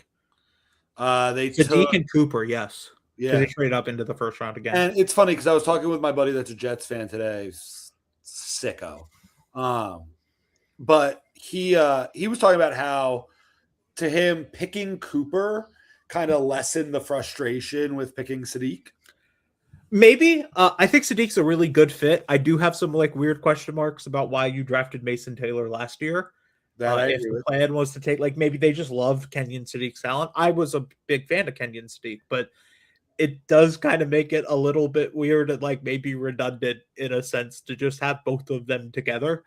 To that sense, though, I mean, that's a really good first round for the Jets. I think that's you get an edge rusher who I had question marks about, but I think he's a good football player. Kenyon Sadiq is a good football player. Omar Cooper, late first round, I think that's a good pick. I really want to see what they do the rest of this draft because they have a lot of picks left. They have a lot of things that they can do. And I mean, man, maybe you end up getting a guy like you need to take a corner here, take something here to continue building that room. Because you're still not going to be that good this year, did Jermod McCoy go? Jermod McCoy is still on the board. And it really makes me think that there might be a time where John Eric Sullivan just says enough is enough. But do you think the Jets just said enough is enough? No, I think they need to take guys who can play this year. So the person that's making the pick is on the stage. Curtis Martin. I think this is an interesting discussion. Should the guest picker be forced to make the pick? Like actually select the player? Wow. We can give a list of like 5 guys and make them make do you think there's a single owner in football that would vote for that? No, which is why they should just make it happen. Because it would piss off everyone and it would be really funny. They should do that for like the 7th round. It's like, remember they had the year with like the gorilla made the pick. Oh, there it is. Wow. The Jets took Pons. Okay. Emmanuel McNeil-Warren is still on the board. Man, the Dolphins must not like him, is all I'm going to say about that, because if he's still on the board, wow. I'm kind of shocked the Dolphins have not traded up here with all the picks that they have to go take a guy like that. That's a good pick for the Jets. We'll see how his size translates. He's really small. It's a risk, but if he can be a good nickel corner, that's a good pick in general. Yeah. And there's a very defined role that he's going to have. And I think if a team plays him in that very defined role as a nickel corner, I think he's going to be very successful. I think he's a stud. Like, I think them picking him and Cooper, like they're bringing in guys who are winners. Daniel Jeremiah Compton to Aaron Glenn. That's so funny, man. Say that one more time. Daniel Jeremiah comped D'Angelo Pons to Aaron Glenn. Oh my God.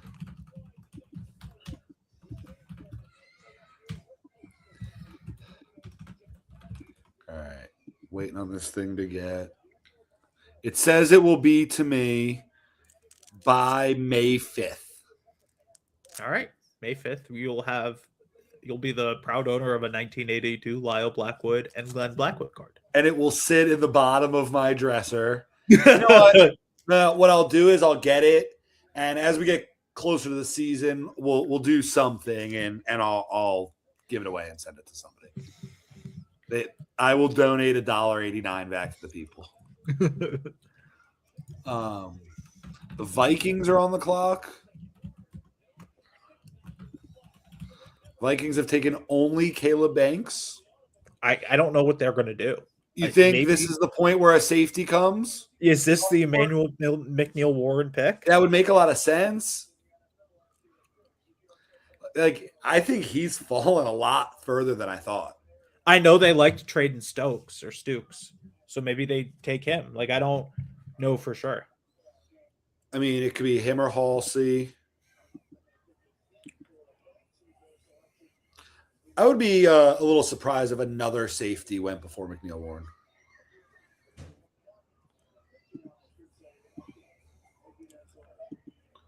Here we go.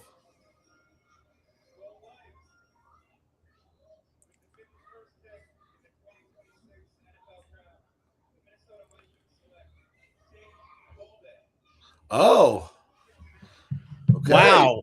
Okay. I mean, that's a good pick. That is a good pick. I kind of had all these linebackers in a very similar tier. Yeah. I had down slightly higher. I think you're just kind of taking best player off the board, though. Very interesting draft for the Minnesota Vikings. Very interesting draft for the Minnesota Vikings, just in terms of what they've done so far, what's next for them. Very interesting so far. They have a lot of needs, still have some needs on offense. I wonder what's next for them with the 2 third-round picks. So the Panthers traded up to get Lee Hunter, and the Vikings stayed back and got Goldie. I mean, Banks and Goldie. Like I don't know if there's a single person out there. If someone can show me a pre-draft ticket of that being the Vikings draft, I would be. Yeah, if you had those two taken by the Vikings, I want to know the lottery numbers because I'd like to retire early. But I think they're drafting on potential. I think they're kind of ignoring like Banks at 18.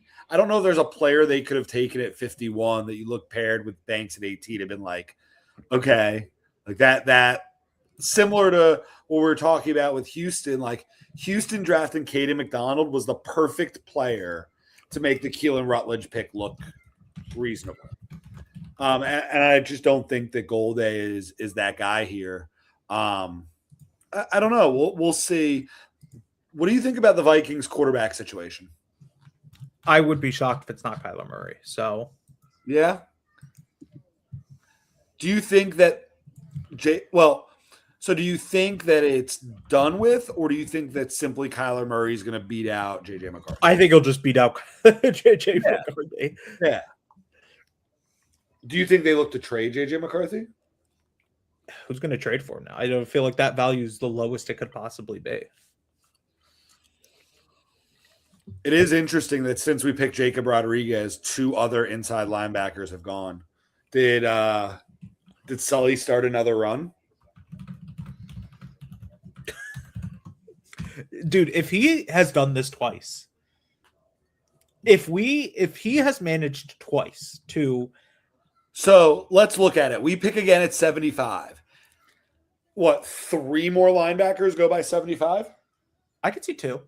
CJ Allen and one of Hill or Lewis. Maybe I both. think CJ Allen and Hill definitely go before 75. My question is, does Lewis go by then? But I think that after Hill is a big drop-off in tier. So, and you were talking about Kyle Lewis not being a fit earlier. Like, I think there's a drop-off after Hill, and I think that Sully clearly said, like, other positions, we're still going to get a guy we liked. I think in a lot of mock drafts that I found myself doing in the last couple weeks, like I was waiting till 75 or 87 to take a receiver and sometimes doing it in both.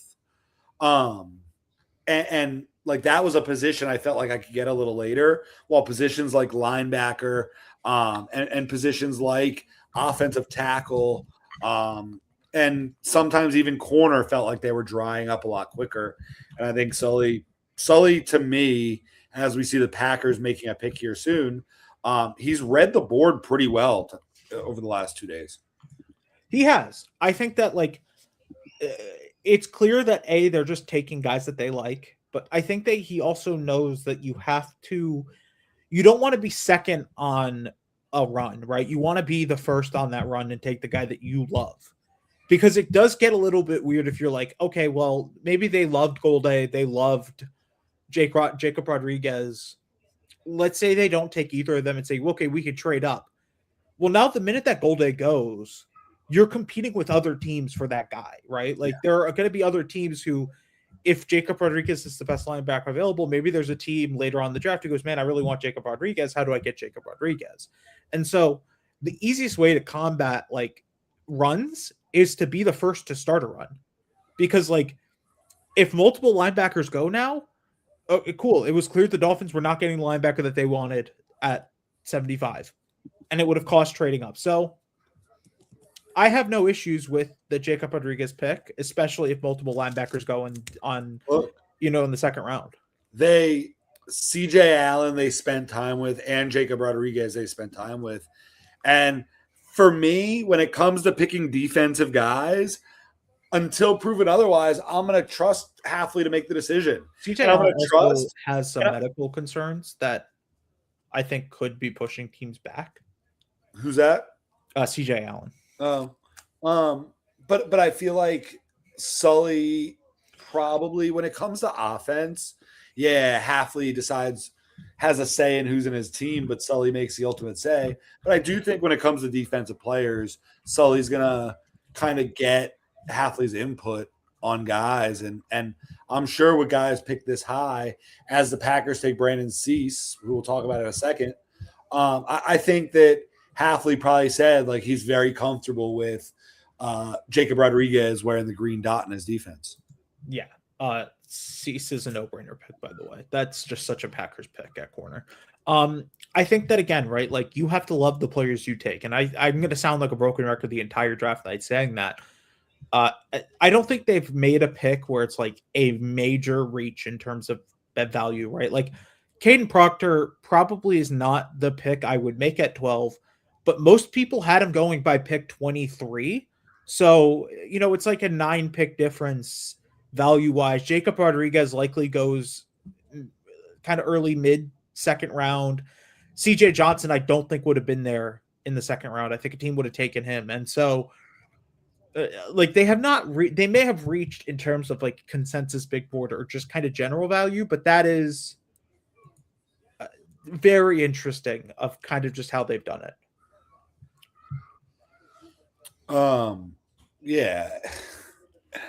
The Colts are picking for the first time tonight. What do you think they do? Is this a CJ Allen pick? They need a linebacker. Could be.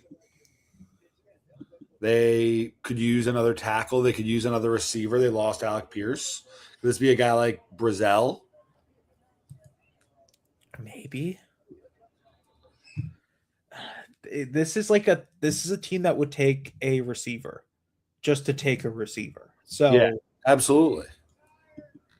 Oh, Pat McAfee. Ugh.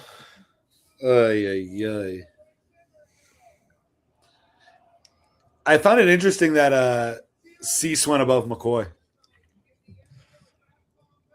I think the injury might be a big issue for teams. So is he going to miss this year? Clearly, no team likes the injuries because if he's still on the board at 53, I mean, some teams clearly don't like the medicals that they were given. What number did Will Johnson go last year? I'm looking. He was taken before. I think he was like in the 40s.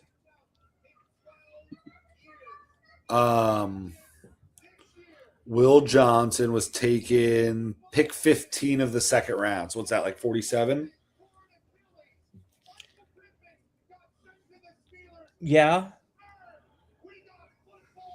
So Jamal McCoy is going to end up going at the very least 7 spots ahead or behind. That would be like what the case would be. Yeah.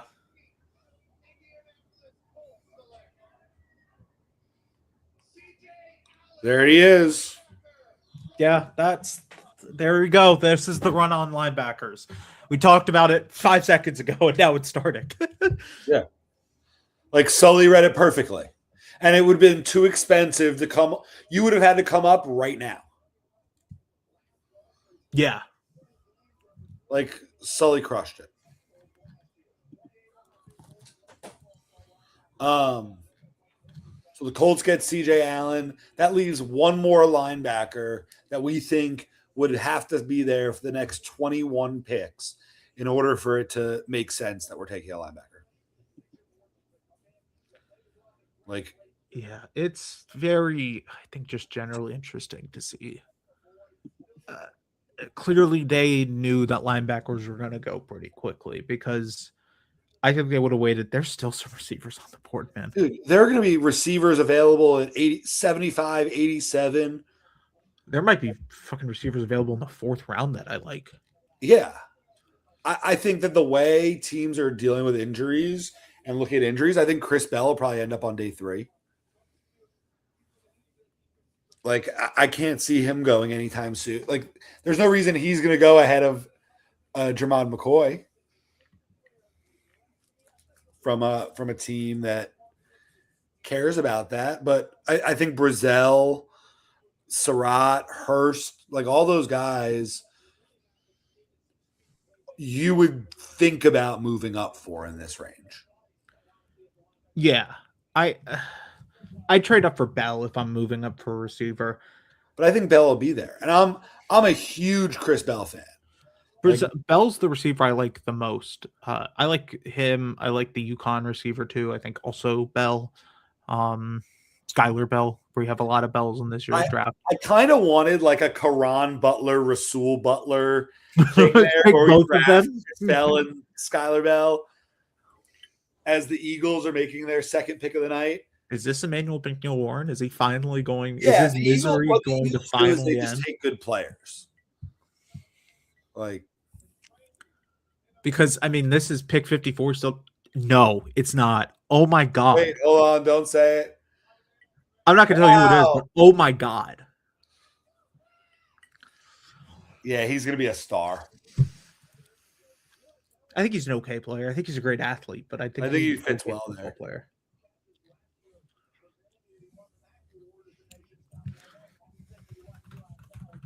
But they just said their weapons weren't good enough. They took Lemon and Stowers.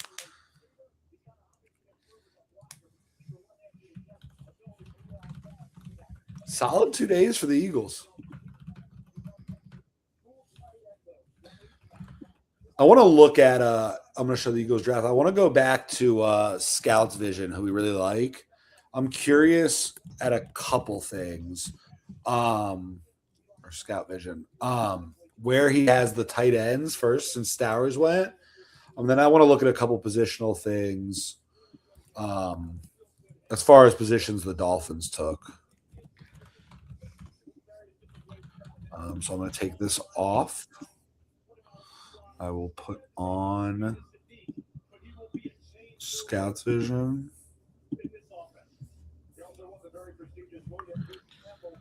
Oh, that's a cool picture. Jacob Rodriguez and Zach Thomas.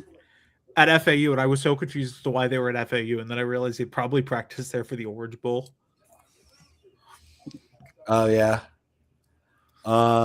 More Jacob Rodriguez content. All right, here we go. This is the stuff I'm looking for. First of all, we'll stop at linebacker. Okay, he had Jacob Rodriguez as a second-round pick. Had him as his fourth overall linebacker, which, I mean, you talk about possible injury stuff with CJ Allen. Clearly, Anthony Hill is still sliding a little bit. I thought it was a little interesting that Golday went ahead of Allen. Again, might be injury. I don't know like what the teams had in terms of the medicals. And I wanted to look at tight ends. See, he has Stowers as his tight end 5. New England just moved up, by the way. Who was there? LA, the Chargers, I think. It was the Chargers.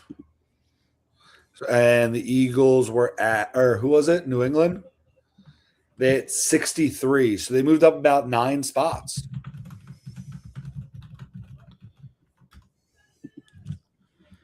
They got to love a guy here. Maybe an edge. They do need some pass rush help.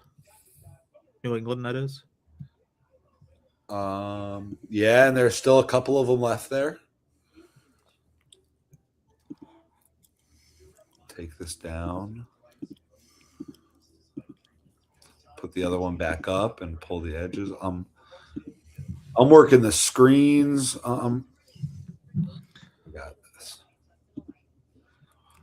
Edges.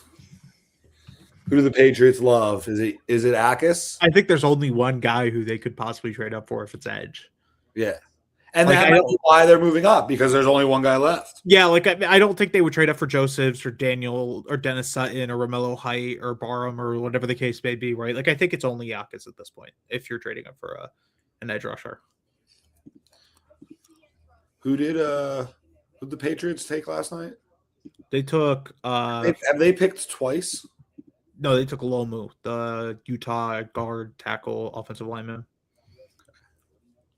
So I mean, it's either edge or receiver, but I don't, because the kind of consensus is that they're getting AJ Brown. So I don't think they take or the linebacker run is happening. Do they take Anthony Hill? Do they need a line? I don't think they really need a linebacker. Well, this says, and I'm going off this.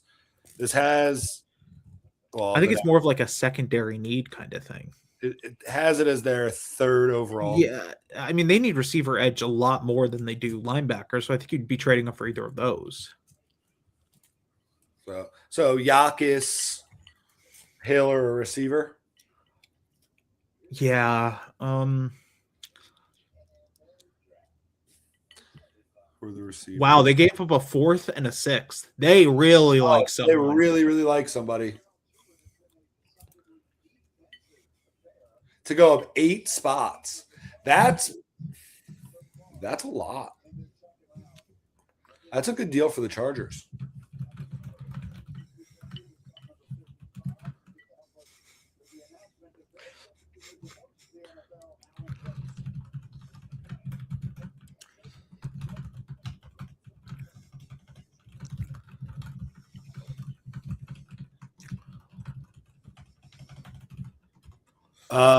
Brett just messaged me 9 minutes ago. He said 2 messages. Are you ready? Yeah. The first one says "Red on live stream." The second one says "Streaming you guys for the bar." That's a disaster for everyone. Wow, the Vikings traded Jonathan Grenard Eagles? to the Eagles for 98 overall, a 2027 third-round pick. Philadelphia gets Grenard and a 7th this year. So 98 and what? 98, a 2027 third for Grenard and a 7th round pick this year. It looks like 244.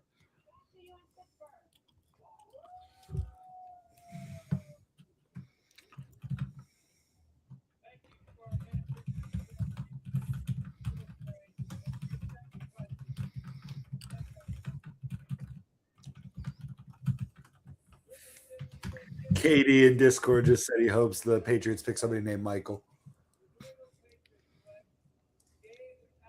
Gabe Akis. There he is. Okay, that's the last kind of, I think, 2nd round edge off the board. Now teams would be reaching for one, I think. Yeah, for sure.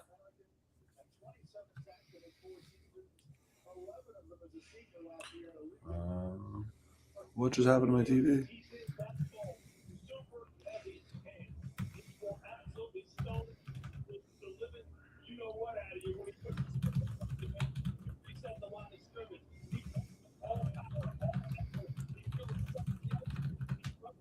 Yeah, that's a good pick.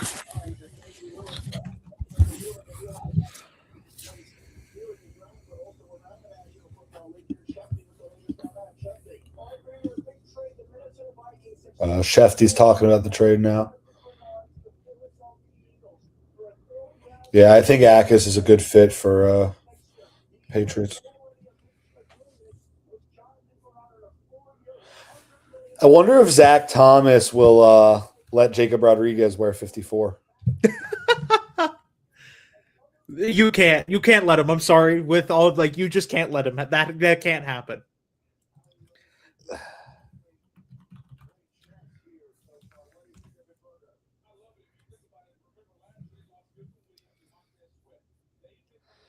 So let me tell you something.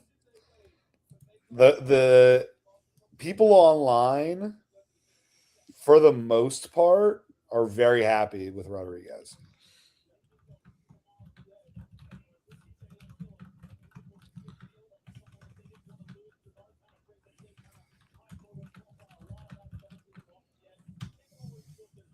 I'm okay with him. I'm okay. Just okay. I'll go back and watch the film and I'll see what I really think about Rodriguez, but I'm okay with it for now. Is it true that David Boston and Denzel Boston are not related? I guess not. Dude, I found out Caleb Downs and Josh Downs were brothers last night watching the draft. Yeah. Funny. I feel like that was not talked about. Wow, the Jaguars took Borkircher. Whoa, okay. Sure, man. What? Sure, man. He's number 129 overall on Stick to the Models board. And I'm going to see where he is on Scout Vision's tight ends. I would have taken Oscar Delp over him.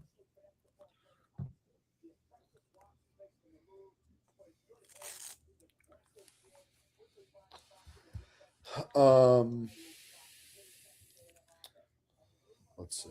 I'm going to go to Scout Vision. Back to his tight ends. He has Borkercher as his 13th overall tight end and as a 5th round pick.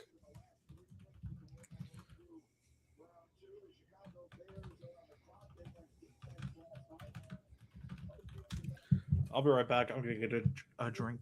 Do your thing, man.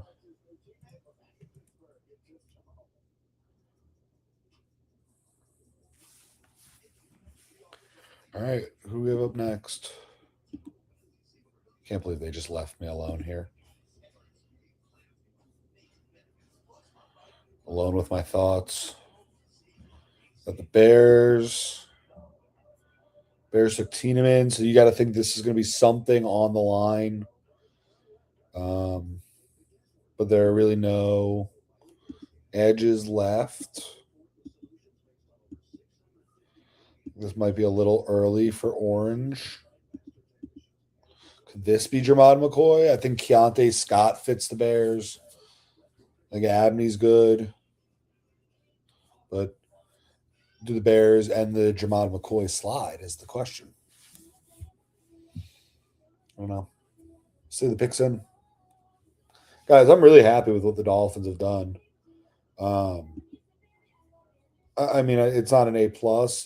Obviously, we can't talk about it without mentioning the down situation. But when you look at this just without that, I'm really happy. I think you add a lot of physicality at 3 positions.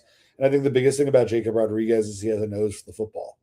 And I think that from day one, when he walks in, he's going to come in as a mature guy that is going to be ready to make a huge impact on this defense. And I think you see in Chris Johnson and Jacob Rodriguez guys that are going to be Halfley guys really quickly. So we'll see. But the Bears are picking. If Mr. S is listening, he wants me to do some sort of celebration if there's a Brett chosen. Speaking of Brett, I have a message from Brett. The bar is full. There's not been a Brett yet.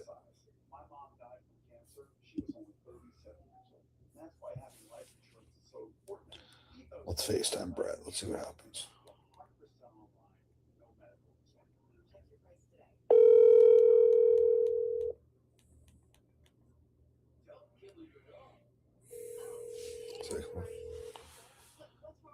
Let's see if he answers. It's on WhatsApp because he doesn't have an iPhone.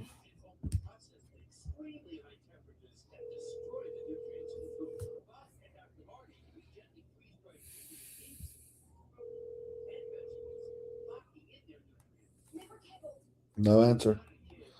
All right, we'll get him on at some point.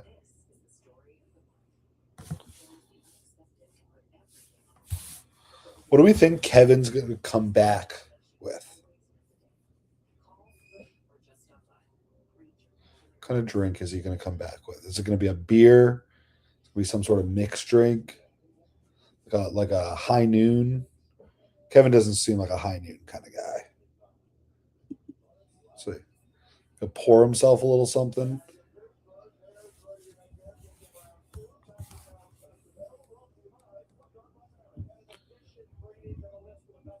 On NFL Network, they're showing a picture of Darius Slay's tweet. I can't believe this has got to be the biggest reach so far. Borkercher. And he was their first pick. Like that doesn't make sense to me. That's got to be the worst pick so far through 57 picks, 56 picks. I think the worst pick so far is Nate Borkercher.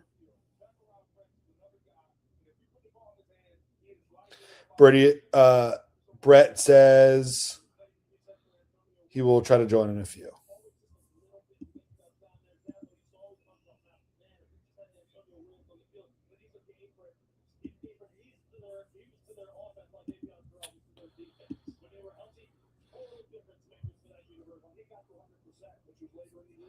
Oh, wow. 24 minutes ago, the WWE released a lot of people.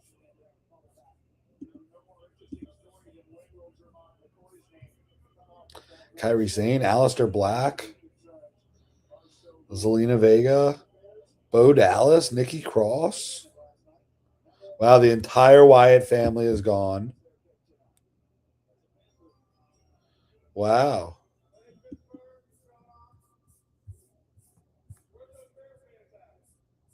All right, the Bears are selecting.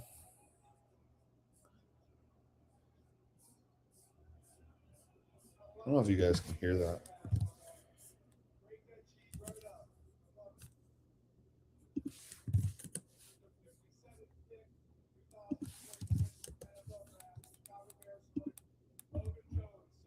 Logan Jones, center from Iowa.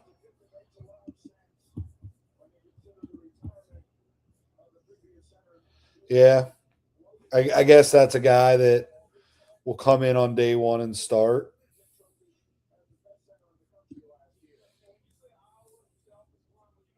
But again, 91st player on the board. They pick again. I'm curious where they picked again. Oh, they pick again in a couple picks. He probably won't be there by 89 if he's the best center in the draft. He has 2 picks here. I'm okay with that. And again, you're getting a guy that's going to immediately start on day one and that you feel is the best center in the draft. It's a decent pick. I'll give that a B. Here in the second round, so many guys are ranked near each other. The Bears really like those Big Ten guys, huh? Tiedemann and Logan Jones.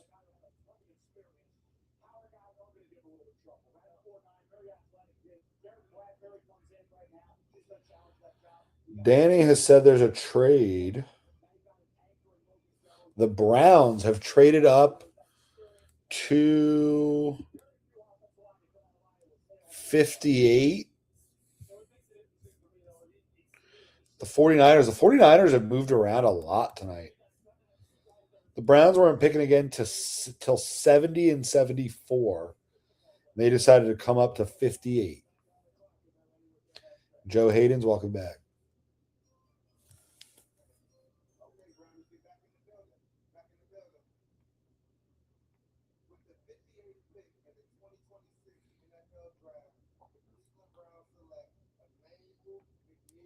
And Emmanuel McNeil-Warren goes to the Browns.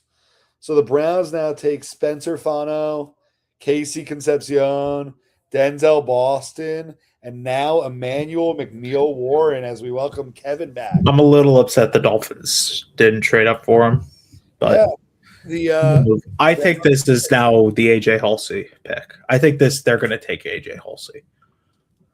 Do you think AJ Halsey will be there now at this point? I'd start looking to trade up. I want to see, first of all, I'd like to see what I want to see what the Browns gave up because they're picking it. Yeah, 7. I want to see what the Browns gave up because they have 70, 74, so it's kind of maybe similar value. Browns trade 70 and 107 for 58 and 152. I'd trade up. Which means we could probably trade like 75 and 94 for 60 and 125 or something like that. Like if I look at the teams in here, the Bears have 60 and 89. So let me go into like this. Oh, hold on, I gotta do this.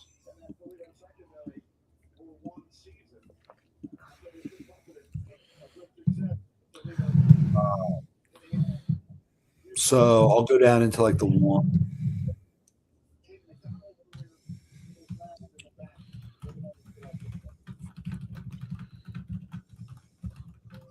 Houston's picking.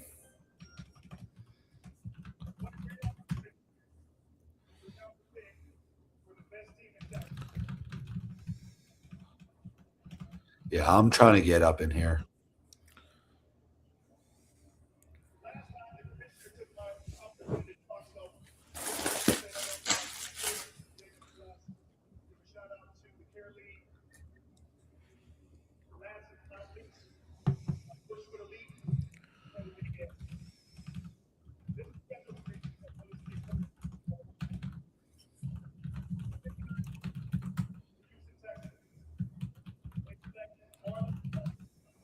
Wow, here's the tight end run. Delp, Trig, Klein. Oh, Klein. Okay. Marlon Klein. Marlon Klein, tight end 3. He has some injury stuff, no? Think so. I mean, it's a good fit. Did you get a cocktail over there? I've got a beer. We're drinking beers tonight. Okay, we talked about this. I talked about this while you were gone. I said, is Kev going to come back with a beer, drink? What do we? We got a beer and a Celsius because this is a long fucking day of draft. So yeah, I have a little bit of Michter's bourbon and a nice big a wallet full of water right now. Dude, wallets are so goated. Mine has been through hell and back, and that thing is still standing strong. They're the best cups. I've dropped mine probably like 10 times on the floor, and there's like one small dent, and that's it. Yeah, they're unreal. Titans traded up for 60.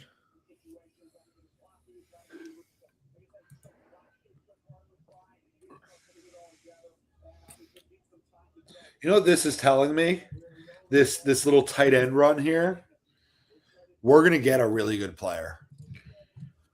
Like I can probably count 15 players that I'd be happy with at 75.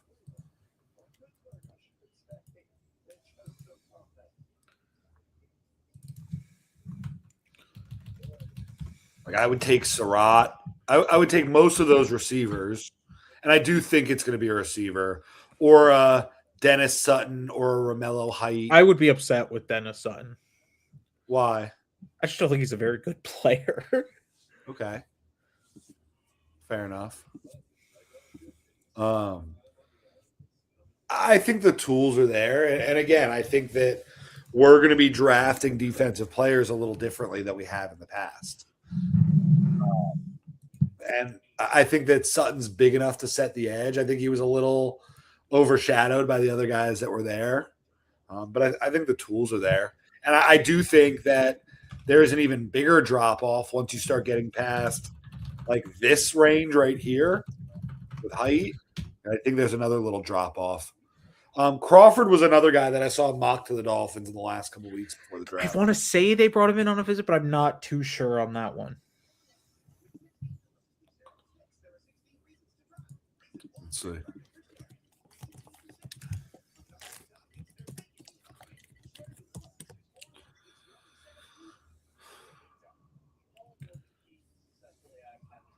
I don't see it. I could just be talking out of my ass. I'll be honest. But are there guys here? So we brought Halsey in. Halsey, I know they brought in. I'm sure they brought in Keontae Scott on a local visit because he played at Miami. Is Chris Bell from down here or no? He might be. I don't know if they brought him in or not. I mean, again, they're not only brought in Ted Hurst.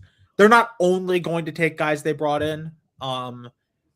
Traditionally, it's been like 4 or 5 guys that the Packers have brought in on visits that they've also drafted, and so we may see similar. I'll tell you this. I think if Brazel, Bell, Surratt, or Hurst are there at 75, they're going to be the pick. And I think that there's a chance that if we move up, it's for one of those guys.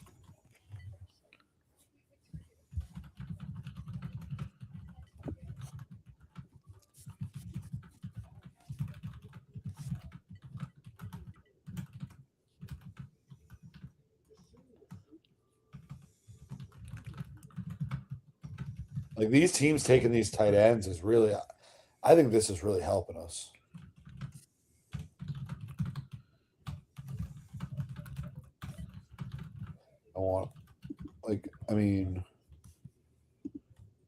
Go back. I mean, we're in the. Do you think there are any mocks out there that had Borkircher and Klein going in the 50s? Maybe one of them, both. That's a little shocking. That's crazy. All right, the Titans are picking.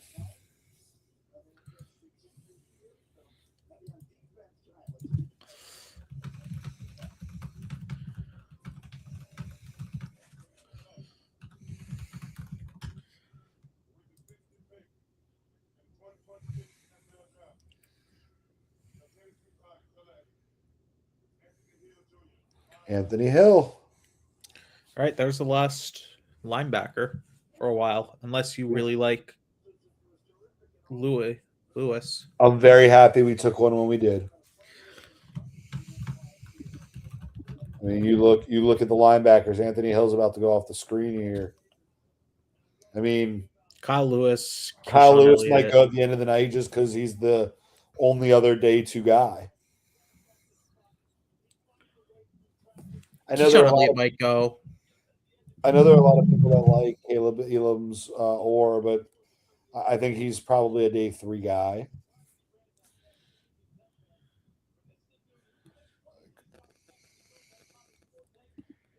I think that's a solid pick, and I think Tennessee. I mean, Carnell Tate's an interesting pick, but I think to follow it up with Keldrick Falk, like I think that Carnell Tate and Keldrick Falk looks better than, let's say, they took Arvell Reese and I don't know, Concepcion or Boston. Like I think they're better off.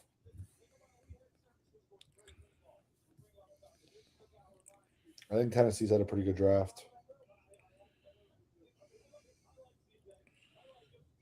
You like Delp? I think he's okay. I mean, I'd take him. I don't know if I take him in the 3rd. You might have to, though.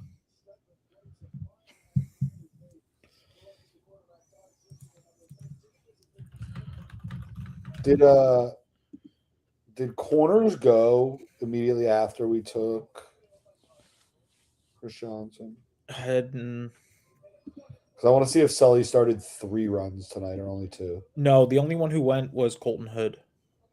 So only the first pick of the first round and the first Hood, and then like Terrell and Pons went later, but I'd count them more as nickels than actual corners because I think they're different. The tight end run continues. Dude, Tavon Austin make the pick is so cool.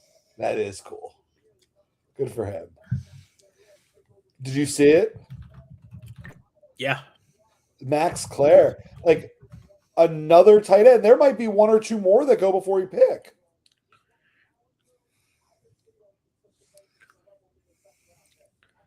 This is insane. And what's crazy is if we take a receiver, we might start the receiver run.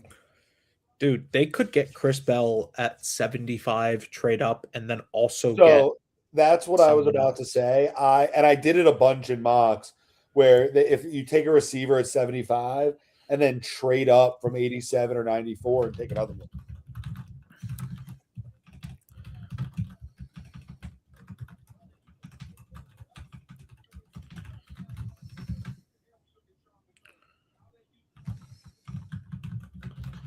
The Broncos have traded the pick to the Buffalo Bills. The Broncos do not want to make a pick in this year's draft. Stop asking them to make a pick in this year's draft. They just traded their pick to Buffalo. Yeah, they traded down into the early 3rd, so it's a couple picks later, but Which is going to be their first pick. Are they the last team that hasn't picked? maybe. Try to think of other teams that didn't have 1st-round picks. Jacksonville took the tight end. Right. Atlanta took Terrell. Right. Is that the only other team without a 1st-round pick? The 49ers traded out, but then they took a couple guys. They took Or just one guy. Yeah. Washington has only made 1 pick, I think. Yeah, they don't have a lot of picks. Dude, if the Dolphins really wanted to get aggressive, trade up to 71 and then trade like 87. Go right back. Well, you trade up to 71 using like 87 and 94 You probably don't have to give up both of them. or 87 and 130. And then you get, I think they had a 5th there. Yeah. Buffalo traded up. I'm going to assume this is for a receiver. Yeah, I'd say so. So I think we'll start seeing some of these receivers go off the board. Which means that if some of these receivers start going, this is where you see the Dolphins get aggressive and go get the one they like. If they like it, they may just not like any of them. Which is also an option. But if this is, let's say, Brazel, Bell, Surratt, Branch, even. Like, I think that a couple are going to go. And I think whichever one, like if the Dolphins say it's Hurst or it's Bell, and again, you say they might not like anybody, but if they only like one or two, like I think Sully Chevy's going to go get them. Or we just wait 13 more picks and then take somebody there. But again, because again, there are more than 13 players we like here. I just don't see us adding 10 more players. I think that's unrealistic.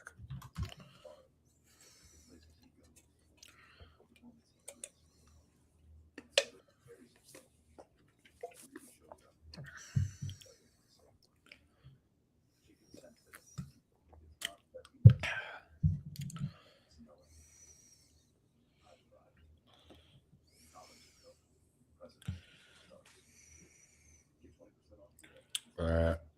I'm gonna watch. I'll pull it up on here. The Sully calling Jacob Rodriguez. Did they ever release one for Chris Johnson? Yeah, they did. You want to see it? No, I'll watch it later. Let's do Jacob Rodriguez because he was picked today. I just saw it. The Dolphins put it out. Do you think they asked him if he could play quarterback for them if shit really hits the fan? You don't think there's going to be a package with Jacob Rodriguez at quarterback and Caden Proctor at running back? If they do that in a game, dude, I don't care if they're down 35 points. They have to do that in a game. Yeah. All right, hold on. I gotta tell me if you can hear it. How's it going? Can you hear it? Florida, Yeah. help some games? I'd love to. Hey man, we're fired up. I can't tell you how excited we are to get you here, and we're all about culture, man. You're gonna help lead it, so I'm gonna put you on the phone with Jeff Half. Yes, sir. What's up, coach? Oh man, I am so fired up, man. You excited? I can't wait. I can't wait to get down there. Me too, man. You're made of the right stuff. I love the way you play. You got great instincts, man. You're so tough. You fly around. You're just who we need, man. And I cannot wait to coach you. This is going to be awesome. My coaches are really excited to have you. I look forward to seeing you down here. I mean, I'm happy.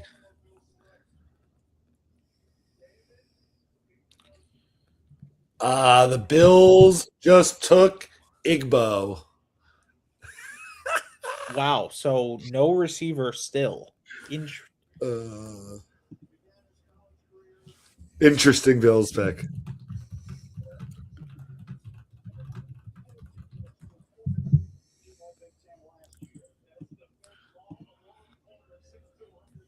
Back-to-back Ohio State players.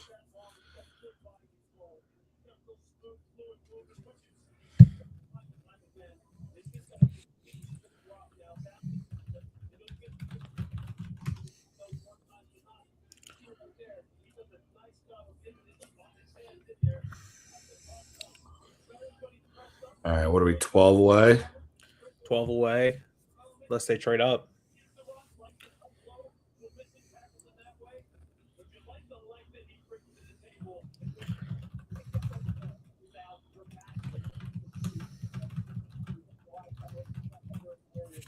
This is Robert Griffin III needs to stop posting edits of people. Dude, it's all AI generated. I'm look Hey, at look at this one of Jacob Rodriguez. Oh my wait, I've got to pull this up on my fucking computer. Hold on, no, I'll pull it up on here. I'm already pulling it up.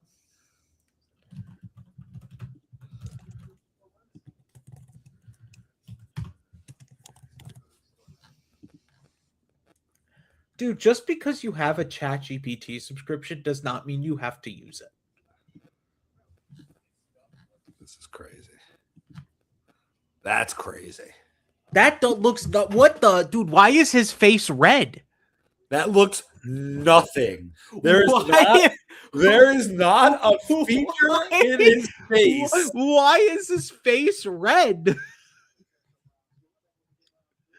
That might be the worst edit I've ever seen of any player.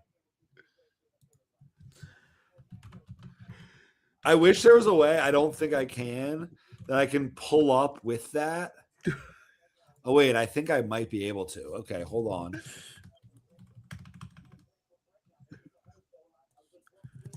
Dude, that's insane. Can I?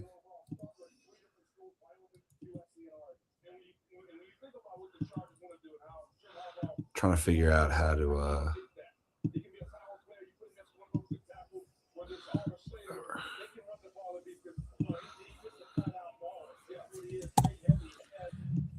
That's crazy.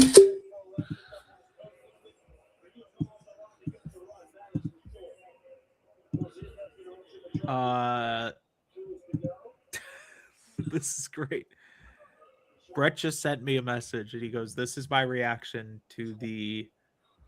Yeah, dude, that's definitely not Jacob Rodriguez. It looks more like Caleb Williams. Brett sent me a DM and he goes, "My reaction, please read live to the Bills pick." And I'm just going to show the GIF.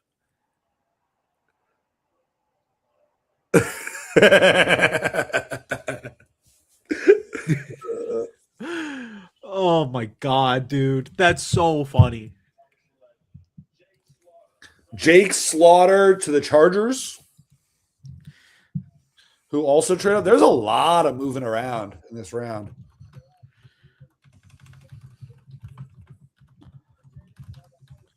All right, Kev, we are officially, I believe, or we're what, one away from officially being halfway there? Yeah.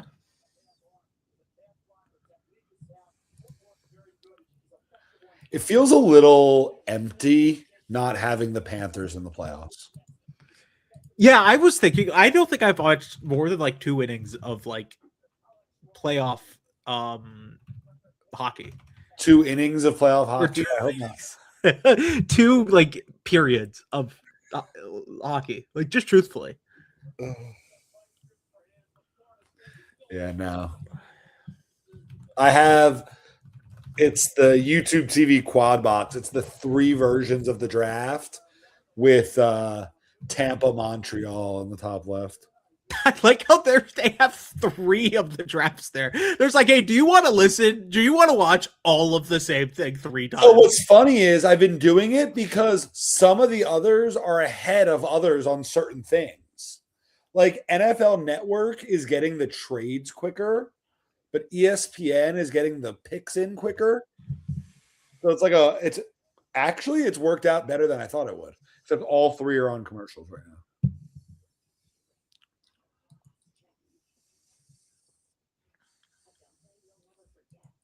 I don't know what to do when all 3 are on commercials.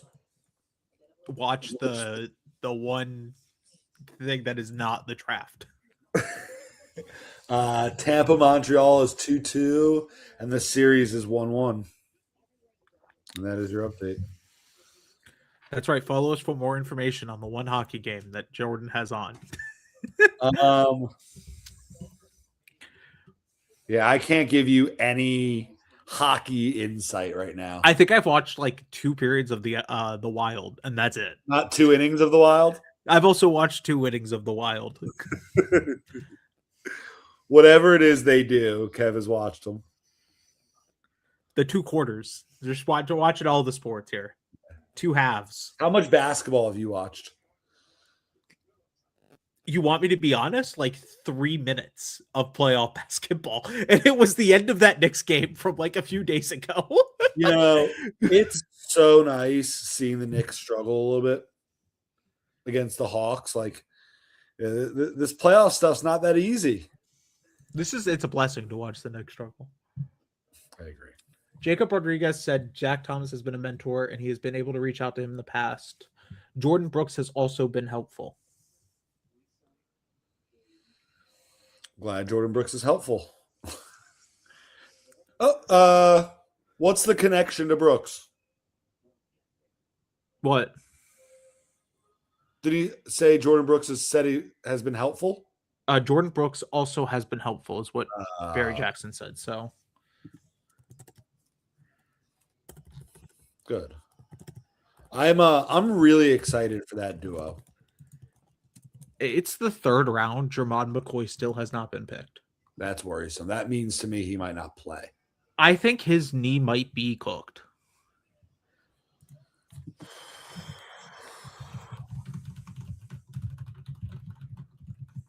I wonder, like, I don't think there's any way he's like done, but I mean, missing a full season makes sense to drop. He might not have legs. Like, do you just take him if you're Seattle?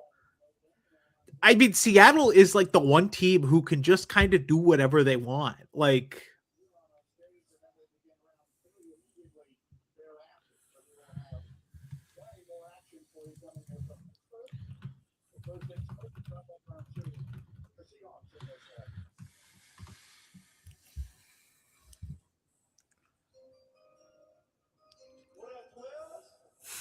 Here come the Seahawks.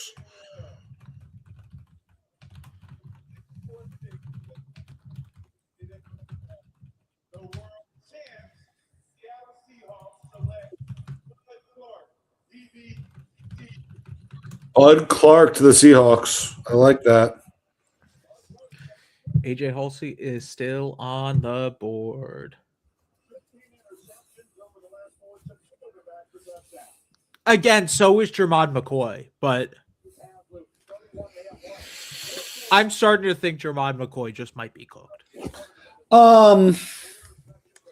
I think that if he goes in the third round, you can say that there's still a chance that a team thinks he might just miss a year and play.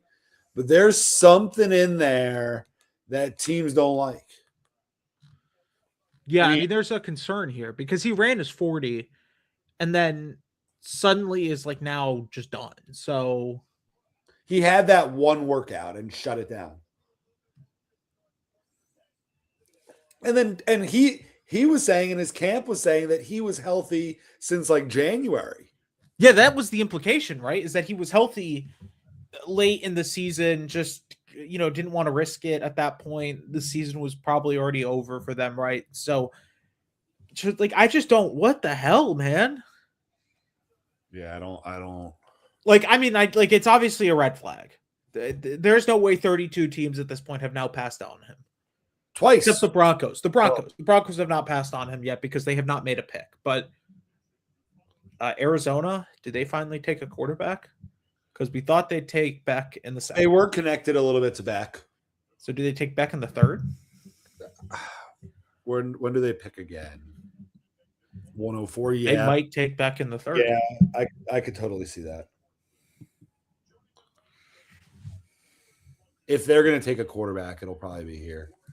But then, like, Buffalo took a corner. So they're probably not going to take McCoy. Vegas, do they still need a corner? Did they take one? I don't think they took one. They took Stooks. But I think Vegas might take Surratt to go with Mendoza. I feel like you have to take him now. I feel like Vegas is now legally forced to take a Indiana offensive player. For sure. So the Eagles seem like a team that would take a guy like McCoy because they do shit like that. I could see Cleveland doing it because they've already made 10 picks. I could see, I don't know. I'm sure Washington has done a decent amount of research on him. I don't like, I mean, if you don't love him in the second, do you love him in the third? That's kind of my question. That's always the question about a player. Like, if you didn't love him in the second and you actively either didn't trade up for him, traded out of a pick for him, didn't take him if you had a pick, do you like him at all? Like, I don't like, is he off of almost every team's board? Now it becomes like a fourth round. Some team's just going to take him kind of. That's what happened to Shador. I mean, this is more like David Ajabo, though. Like, Ajabo had the injury where it was like a concern. We didn't know if he would be healthy. I think he ended up going in the fourth or really late third. Let's see. Ajabo ended up going. Oh, he went second. Never mind. I'm a big. He's more like Will Johnson. Yeah, even David. Do you think that Jamal McCoy goes tonight? At this point, I don't think so. At this point, if he goes, it's a shock, right? Like, because I think that he would have been gone by now if a team was going to take him in on day 2, unless it's like the Dolphins. They have so many 3rd-round picks, they can just do whatever they want.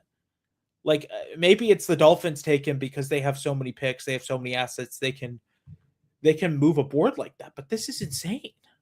Well, a combo of you have so many picks and you're not 1,000% only drafting for this year. I mean, no team is only drafting for this year, but clearly, right? Like this is something that's a little bit more serious than he might miss a year. This is like he might not have a long career at all. The surgery that he had that was reported on Monday, that surgery is different than the ACL injury that he had. So that might really be something. He might be cooked.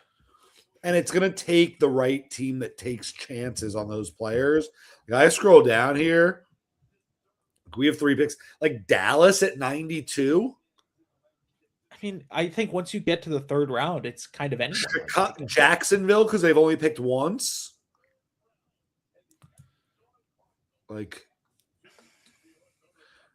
Like Minnesota, because they've had a weird draft.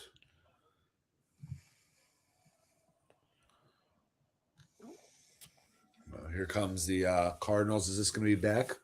Yep, there it is. Okay, there's the quarterback. It is. Would assume he's the last quarterback taken today, but maybe like Garrett Nussmeier gets taken. I think Nussmeier might get taken today. I just don't know by who. Like,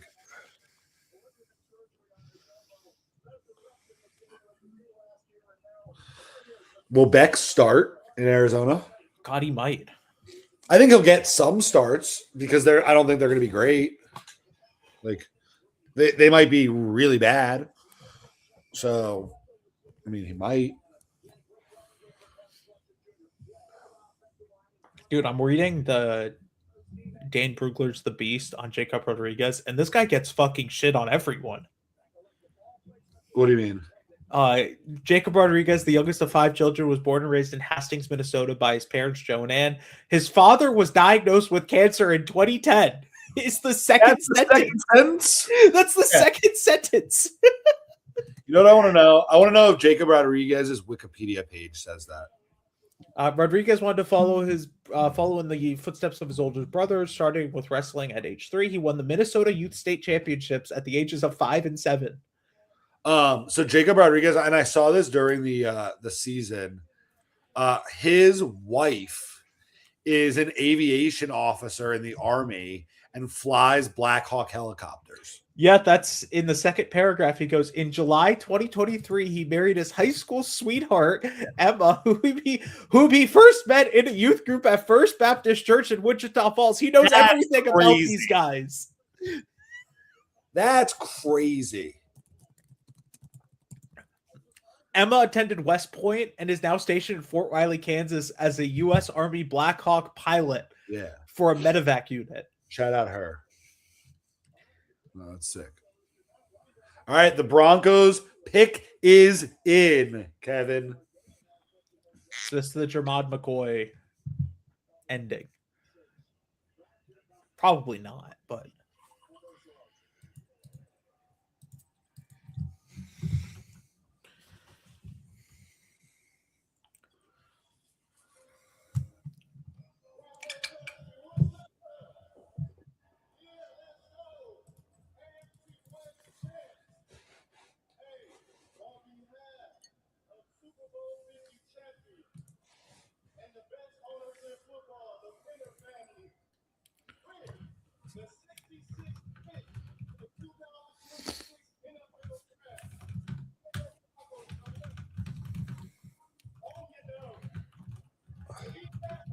Wow.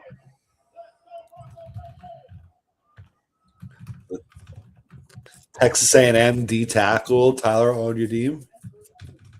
Okay, that's a shocking one. I thought he may sneak into like late day 2, but that's kind of early day 2. He was ranked 150 on Stick to the Model. I think that's the lowest player drafted now. Beck was 132. No, 157. Marlon Klein is still the lowest.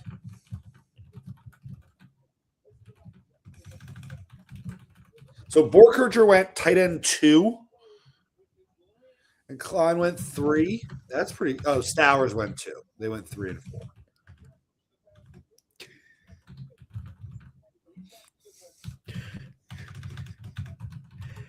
You are cracking up in there, whatever you're saying. I just I want to read more of these Dave Brugler guides just to see what else he's doxing.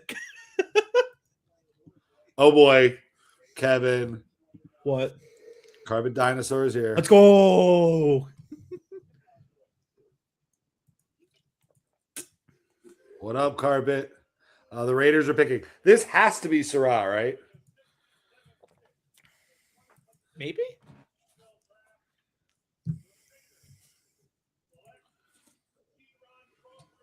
Nope, Kieran Crawford. So they went pretty much all defense since Mendoza, right? They've gone defense. Yeah. Isn't it weird looking at a team and seeing that they've only picked 3 times and their next pick's not till the hundreds? When you look at the Dolphins and we look like this, like we're gonna pick 3 more times here. Like, we've been doing a great job, if I do say so myself, at filling time, but things are about to pick up for us in a big way here. Dude, so Monroe Freeling's the beast background, because there are no picks to talk about. Kieran Crawford is a football player. I have not watched any of him, I'll be honest. Monroe Freelings is like the most normal one ever. Let me hear it. Monroe Freeling, the middle of 3 boys in his family, grew up in Oregon with his parents. His older brother played college basketball at Queens, North Carolina University. His mother, Brandy, a certified yoga instructor, introduced him to yoga training and just things that are just normal background stuff. Give me Jermod McCoy's. Jermod McCoy's gonna go, dude. He's gonna out some stuff about how Jermod McCoy's murdered 4 people or something. And then I'm gonna want the picks the Dolphins have made. I want Proctor's and I want Chris Johnson's.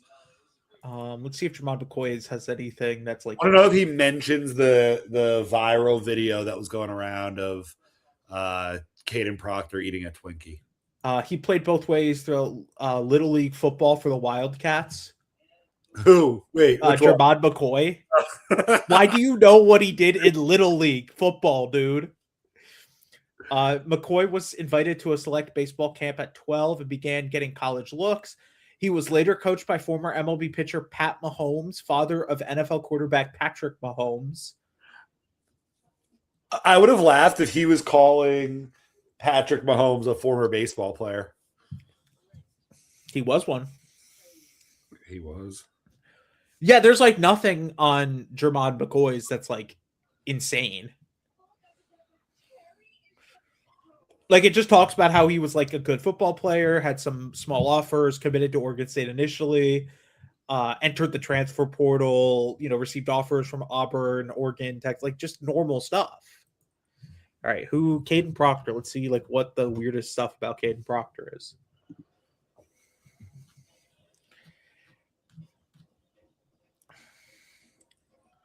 His father played football at NAIA William Penn. 2 of his cousins, running back Paul Perkins and quarterback Bryce Perkins, are former NFL players. I didn't know he was related to Bryce Perkins. Okay, this is Proctor, who weighed 10 pounds, 4 ounces at birth. Is this the next line after who he's related Yes. to? Okay. Played multiple sports throughout childhood, including baseball, basketball, and football. That's the entire sentence. His weight at birth and then the sports he played growing up. Jeez. Anything on Chris Johnson? I'm looking through the rest of Proctor's. It just talks about him entering the portal. Was the portal thing weird? Like, I remember that. I remember him going to Iowa for like a couple months. Yeah, so it goes after starting for the Tide as a true freshman. Proctor entered the transfer portal in January 2024 following Saban's retirement. He returned home and transferred to Iowa. However, Proctor said it didn't feel right with the Hawkeyes as he struggled to connect with the players in the program. Quote, it just wasn't a place for me. After a few months, he re-entered the portal and returned to Alabama, calling his initial departure from Tuscaloosa, quote, one of the worst decisions he'd ever made. And then I found out that he graduated magna cum laude. Sick. Good for him. Hey, for being a young kid, like, good for him. All right, what's the Chris Johnson one? So hold on very quickly. TJK, our buddy, our international friend from Brazil that's watching us tonight. What time is it in Brazil, TJ? But he wants to know what we're thinking here. I want to see who the Eagles pick first at 68.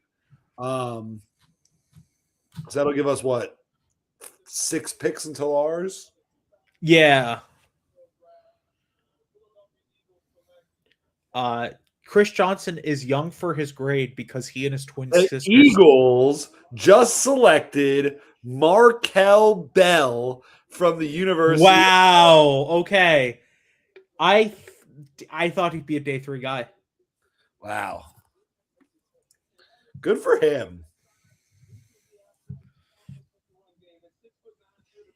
I found out that Chris Johnson is young for his grade because he and his twin sister skipped kindergarten. Huh? Chris Johnson is young for his grade because he and his twin sister skipped kindergarten. Smart. That's all the info. That's all the. Oh, he also was 5'2" and 150 pounds as a high school sophomore. So it's 10:30 p.m. in Brazil where TJ is right now. Jesus. So let's give him what he wants. We have Chicago, San Fran, Washington, Cincy, New Orleans, Cleveland, and then us. I'm sure there will be 3 trades in there that'll mess that up. But with 5 more players coming off the board, who do you think we can pick at 75? Because I think it's Halsey stands out. Keontae Scott stands out a little bit. I would say it's Halsey, either of the receivers there, Brazel or Chris Bell. Maybe they go Jennings Dunker. Maybe not, though. Do they take like Pregnon? So the thing with him, he's a little older, but like he's going to start immediately. He'd be a starter, and so your offensive line next year would be some combination of Austin Jackson, Caden Proctor, Emmanuel Pregnon, Aaron Brewer, and Patrick Paul. So you would have an offensive line that you could build around. Again, it's going to be a thing I mention all the time. Do they finally feel comfortable with Jermod McCoy here? Like, what's the range that you feel comfortable if you feel comfortable at any point? Because there is going to come a point where teams have to feel comfortable with it. So, I don't know. Brett texted me and he goes, "My picks for the Finns: number 1, wide receiver; number 2, AJ Halsey; 3, Danny Dennison." Ask Brett what he's drinking.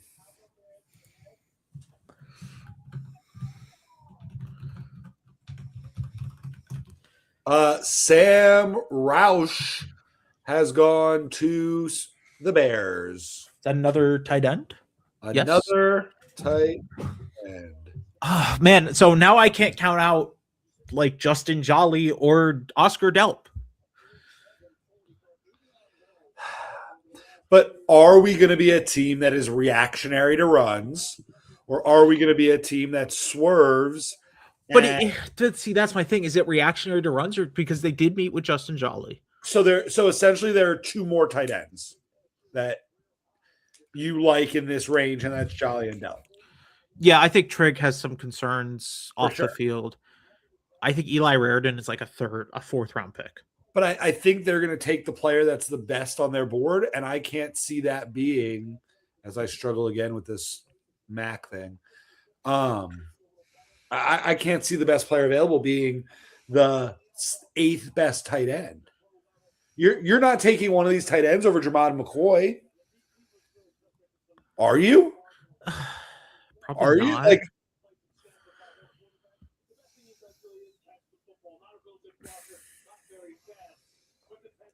So because we talked about playoff basketball, I'm watching the Celtics 76ers game right now. Celtics are up 4 with under 2 minutes left, but it's pretty crazy to me what Jason Tatum's doing. Is he like killing it? Yeah. Sam Fran is picking at 70. Romello height.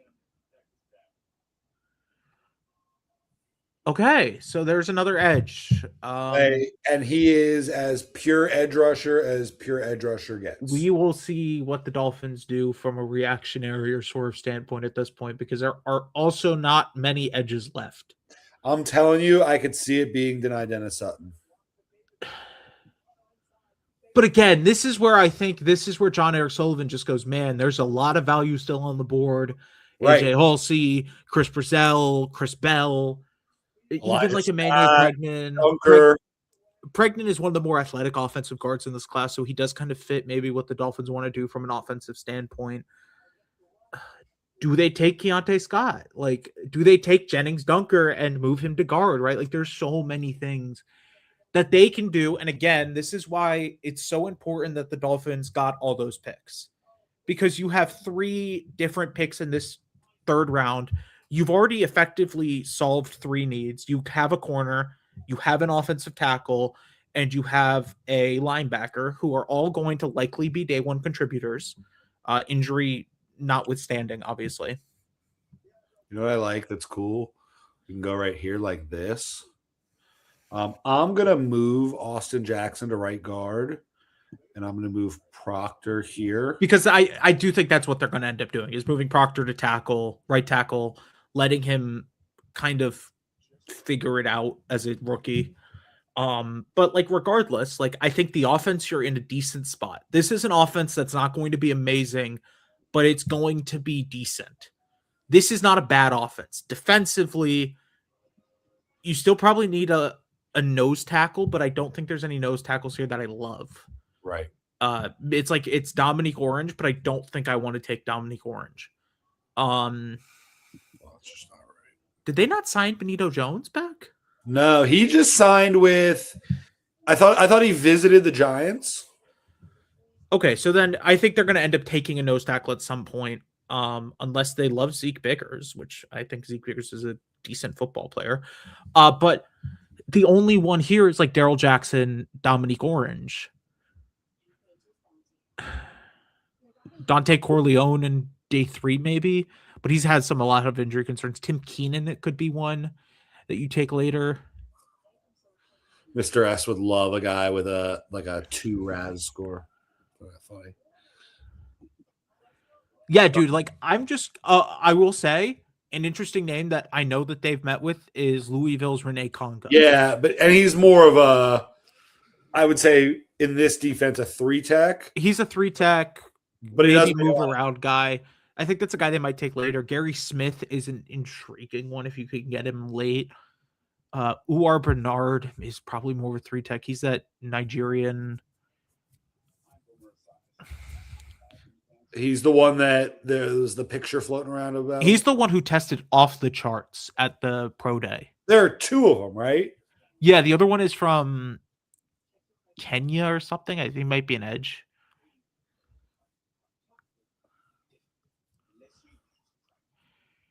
Joshua Brewer. Kenya. Day 3 is going to be fun when those guys start getting selected. I don't think they're going to take an edge. I think they're going to skip that run. And I agree. The only maybe you gotta remember there's still a guy in Quintavious Hutchins tomorrow who he coached. Yeah. Hafley coached for now. Hutchins didn't play under Hafley, but he was a special teamer, but still played under him. I could see them going after Nadame Tucker as another pass rusher. Yeah. Garum, maybe. Anthony Lucas is taking a bet on the potential. There's a lot of potential with Anthony Lucas. He just hasn't figured it out yet. And that's, I mean, to me, that's something that we've afforded ourselves the luxury to take a shot at. Yeah, like this is also like where if they took Jermod McCoy, I'd be ecstatic. Right. Because obviously you trust his medicals enough to take him in the third round. if we take Jermod McCoy at 75, wow. Even if Jermod McCoy does not play this entire season, I think it would be a decent pick at 75. I think it'd be a great pick. I think it would be a great pick, even if he does. Now, the biggest concern would be, what do you think about the long-term health? Is this a thing where he may only play 3-4 years? Or is this, because like that's the biggest question mark, I think. I think if it was just a 1-year injury thing, teams would take him. Here comes the Commanders pick at 71.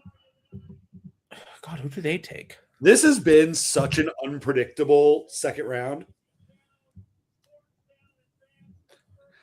I've never seen a guard that gets offensive rebounds like what's his face? Derek White. Yeah.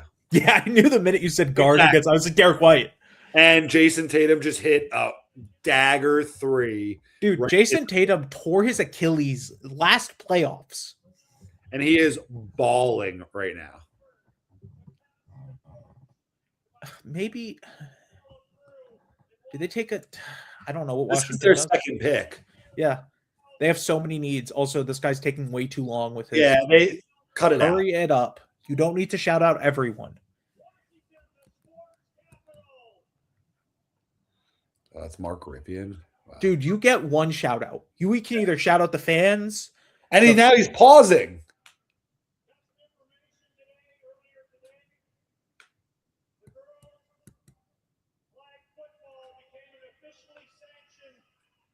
He's shouting out girls flag football. Okay, man. As a officially sanctioned sport.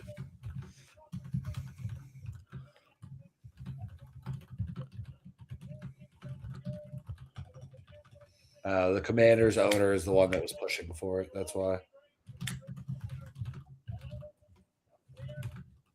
And now he's shouting out all his granddaughters. That dude has a Titans jersey that on the back of it says Mosh Pit. That's awesome. That rules. Is it a new Titans jersey or is it like one of the? It looks like a new baby blue one. That's awesome. All right, here we go. Is he finally going to end up announcing who they took? A character person. They're booing the shit out of him. He deserves it. I'm sorry. He deserves it.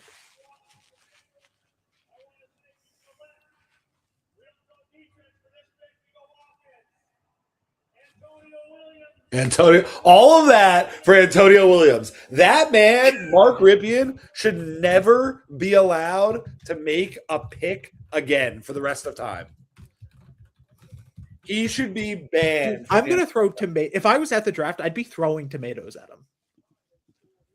I have not tweeted out once during this draft. I'm tweeting that. Is that who that was, Mark Ripien? I don't even know who the hell that was. I was so distracted on him taking an hour to make the pick. I want to revisit this thing you said before, and I made a change. You said the person walking out there should be allowed to make the pick. I think in the 7th round, whoever the team's fan of the year is should get to make the pick. Should be allowed to go out and make the pick. So I think what you have to do is give them like 3 to 5 names that he can pick from. No, because I think what you're getting is they're just going to pick like a punter just for the meme, which no longer makes it funny. So you give them like 3 to 5 names? Yeah, you write down 5 names on a list and you're like, you could pick one of these names. Just like it's effectively like choose your own adventure. But then it's going to turn into you could pick one of these 5 names, but pick this name. The Bengals are picking at 72. We're getting close. Kevin Booth is a pro. Takario Davis. That's early. Takario Davis over Jermod McCoy. I will be right back before their pick. Quick bathroom break.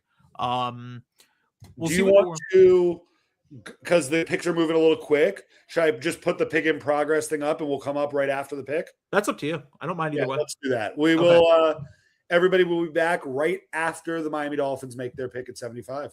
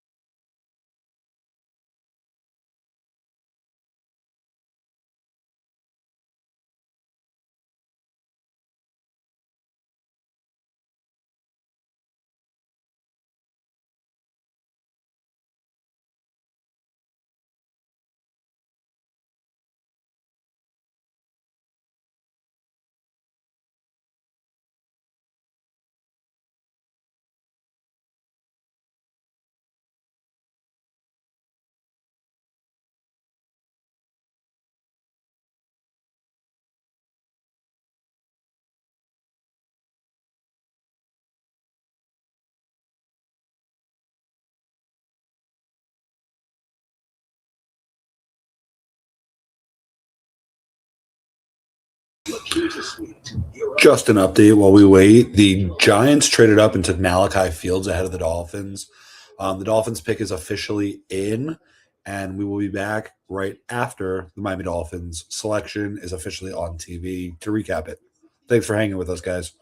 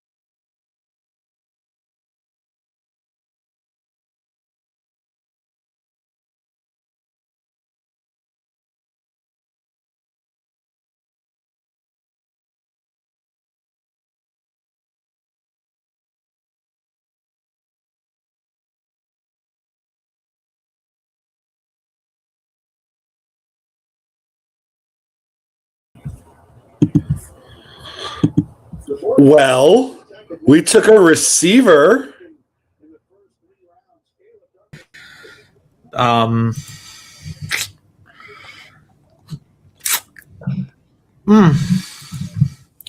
So we took a receiver. I like Caleb Douglas. I would have liked Caleb Douglas more in the 4th round.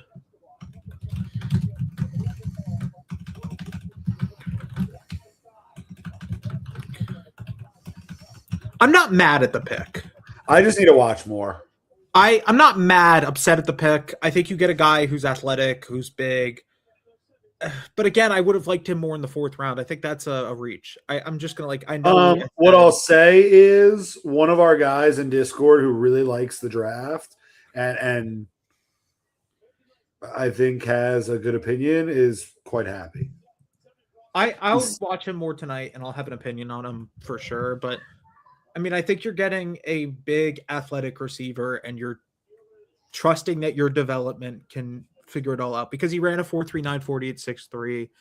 He can jump, like he's explosive. I think there's a lot to like. I just think that there could have been a better pick, maybe. I think if that's a receiver, look, you never know.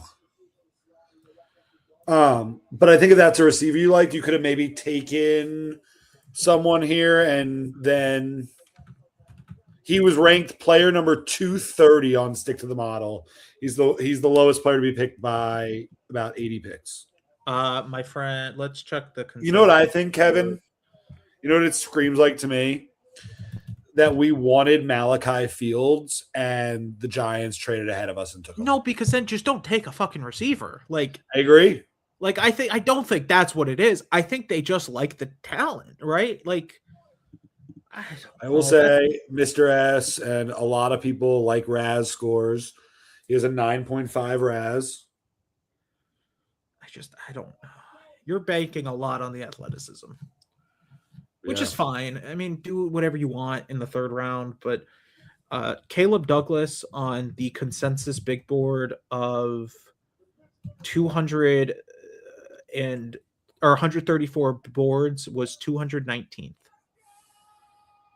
He was the 30th ranked wide receiver. The Steelers just took Drew Aller. Oh, okay.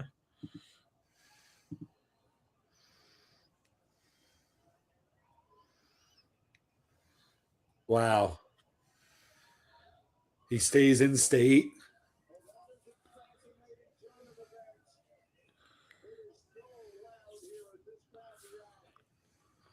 Wow. I don't love that pick from the Dolphins. That's a D. I don't love it. That's a D for me. I think he's a fine player. You can bank on the athleticism and the route running coming together, but that's not a pick you pick at 75, man. No, that's a pick you make it 94 at best, at highest, if you feel like he's not going to be there when it comes back to at 130. With the 2 picks left here, I am now fascinated to see what we do at 87. Caleb Douglas had a 7th round grade from He has a 7th round grade in a lot of places. Oh, but now I see it. What? Now I see it. The Dane Brugler's our boy Dane. Quote, Douglas needs to play with more consistent ball skills and underneath separation, but he can stride out and be a vertical threat on runway routes. His game is reminiscent of a diet version of Dontavian Wicks. Oh. This is a Packers pick. This is a Packers pick. Interesting.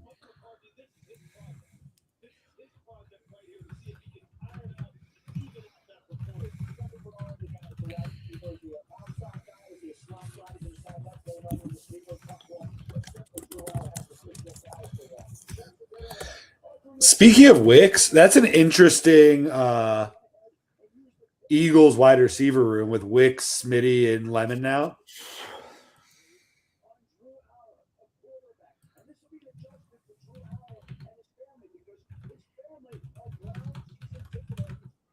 I can't believe that that's what we did.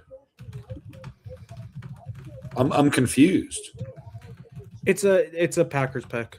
You took the big, tall guy who can be a vertical threat. I'm not. I don't know. I'll watch the film and I'll give you an actual answer after the draft. And you know what? That's one of those things as fans we have to understand that our board looks nothing like their board. I still think that's an insane pick. Board related. I do too. That's way higher than.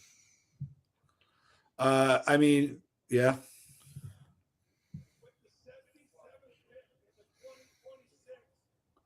John Kuhn announcing the pick. It looks like he works at a hardware store. Probably does. Okay, Green Bay. Another Green Bay pick. I've realized that I should probably order food because it is 10 o'clock and I have not eaten anything since like noon. It's 7 o'clock here. And I have leftover Chinese food for the end of round 3.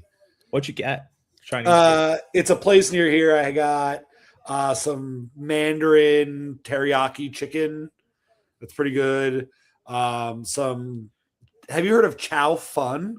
I have not heard of Chow Fun, but that's Okay, I had never heard of it either, but honestly, it's pretty good. It's like it's like what's the thick noodle that's used for like the fuck, I don't know what it's called. pad like CU or whatever. Yeah, Pad CU. Yeah. So that noodle, it's like almost like a spicy drunken noodle. Is the count? God, that sounds good though. Yeah, it's pretty good. I've gotten it the last couple times. Yeah. And so I have a chicken, I have a rice, I have a noodle, and then I'll probably stay up and snack a little bit because it's Friday. Tomorrow, the only thing I have to do tomorrow is the draft. Yeah, I'm not going doing anything tomorrow, especially because I'm doing dry try on Sunday, and so I don't want to kill my body. But is the first day on Sunday? No, tomorrow is the first day, but I signed up for Sunday. All right, well, I'm gonna look and see what the classes are like here. Maybe I'll sign up for dry try. Go Sunday morning. I was there today, and my coach was like, "Hey, are you doing dry try tomorrow?" Because I was fucking lifting heavy.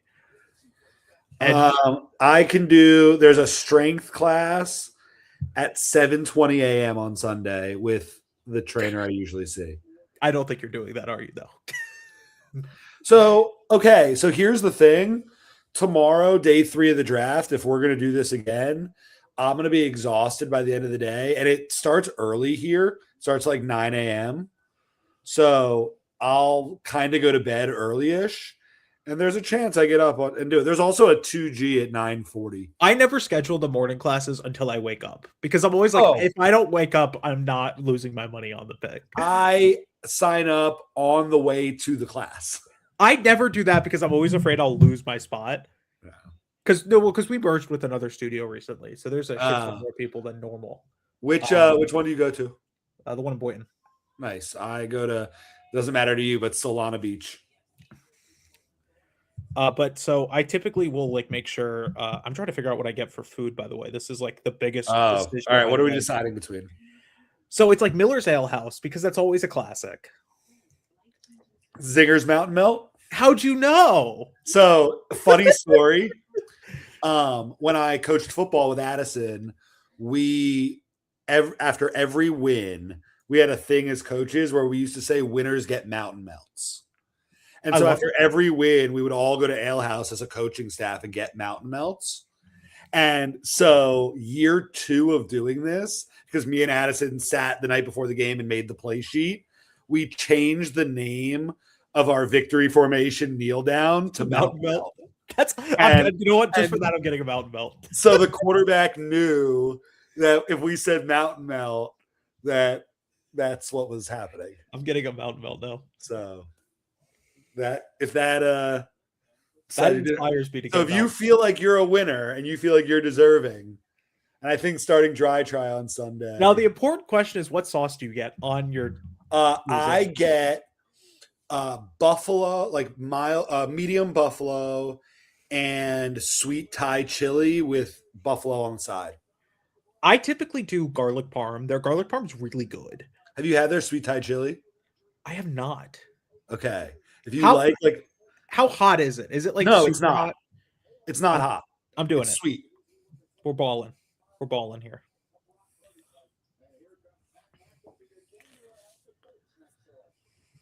I've had nothing to eat all day, so. Oh yeah, you're gonna love this. I've just consumed I think the only thing I've had, and again, this is why this draft goes way too long because we're talking about this at pick 78. But the only thing I think I've consumed today is coffee and Celsius.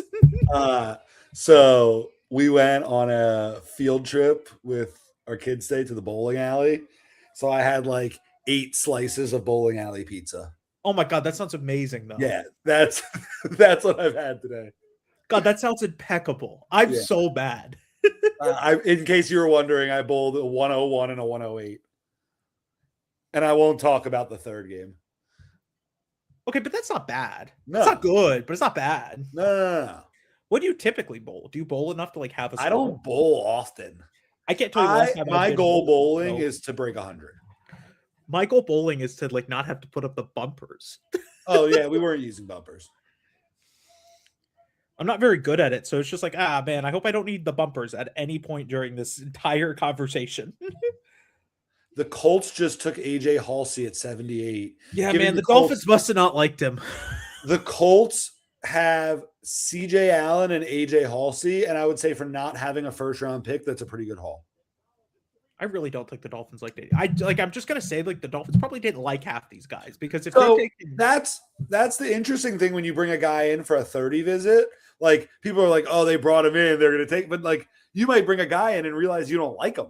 yeah, it could very well be that like they bring these guys in and they're like, I don't like like this guy doesn't fit, and so, and that's again like if I was in these press conferences, I'd ask what the goal of these 30 visits are for them because I'd like to know, is this to understand what you have, or is it to effectively build right like your board? Whichever the case may be, it's very interesting. Some teams use it to check off medicals, some teams use it to check character concerns, other teams use it to just interview guys, right, and bring guys in. It's so interesting. I'm fine with like I just think that's a reach. I think it's not Drew Aller, so Fair. I would be, because of the Caleb Douglas pick, I would be genuinely surprised if we didn't take a wide receiver at either 87 or 94. Jermod McCoy's still on the board, by the way, so he might have killed someone too. Like his surgery must have been bad. Dude, he like must not be able to play football ever again if he's still on the board here. Dude, I didn't realize that was Michael Turner until pick 79. Zachariah Branch to the Falcons. That just looks like that makes sense. Yeah, that makes sense. That's because he went to Georgia. That's a Falcons pick.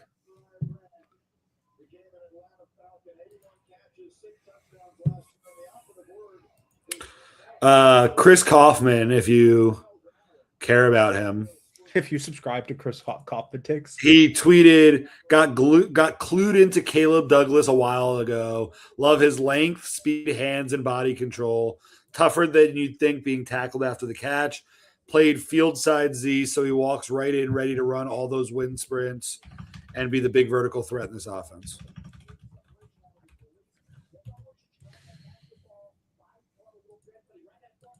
To me, this is just Dontavian Wicks.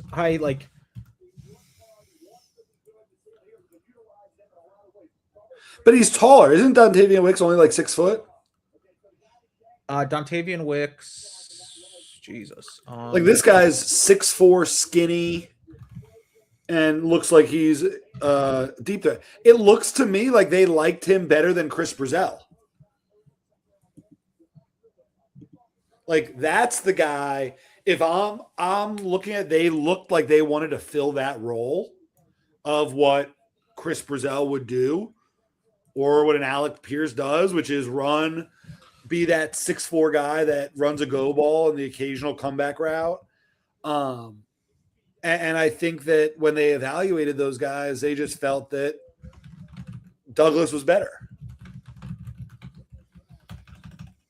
Like, people are acting like the Dolphins didn't know who else was on the board. Like they had this guy higher.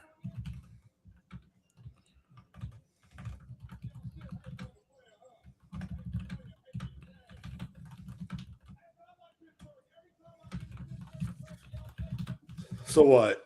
Receiver and edge? Corner, maybe. At this point, they can take anything. Take an offensive lineman.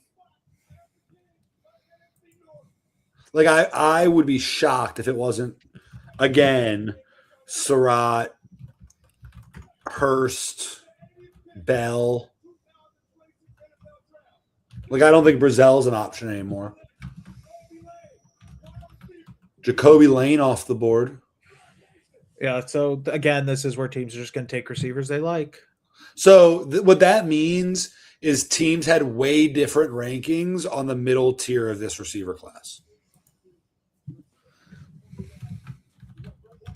Like Stick to the Model, for example, had him below Aaron Anderson from LSU. Did they also have him under Ty Montgomery? Yes. Hmm. I'm gonna have to watch more. I'll I'm not turn him gonna- on after the draft, probably Monday or something when I do my watch of everyone. But and I want that to be clear. And I'm gonna do what we did with the other draft picks before we pick at 87. I'm gonna put on a little Caleb Douglas. No, I don't want that. Another Caleb Douglas YouTube video.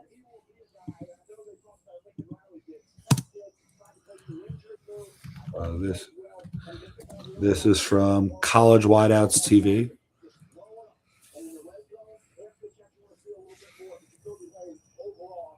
to me, I haven't watched any of them. Was he their number one receiver or was it Virgil? I think it was him. But they also spread the ball around. I think this is a vertical threat. I think they wanted a vertical threat. Opens up stuff for Tutu Atwell, Jalen Tolbert, Malik Washington, whoever else they may take. It's a nice move. I say this sometimes, right? Like I think you have your sacrificial X who is just, hey, go run deep. Maybe you get the ball, maybe you don't. I think this might be that. Yeah. I mean, obviously, Nate Boekricher or whatever his name is went at 56. So, like, we have no idea where people were ranked around the league. And so you just got to trust that this is a player that the organization loved. Also, They if must your have worst pick is a loved third, if your worst pick of the 10 picks you have in the first 3 rounds is like your third round pick, I'm fine. Generally, I'm just fine with that. Like,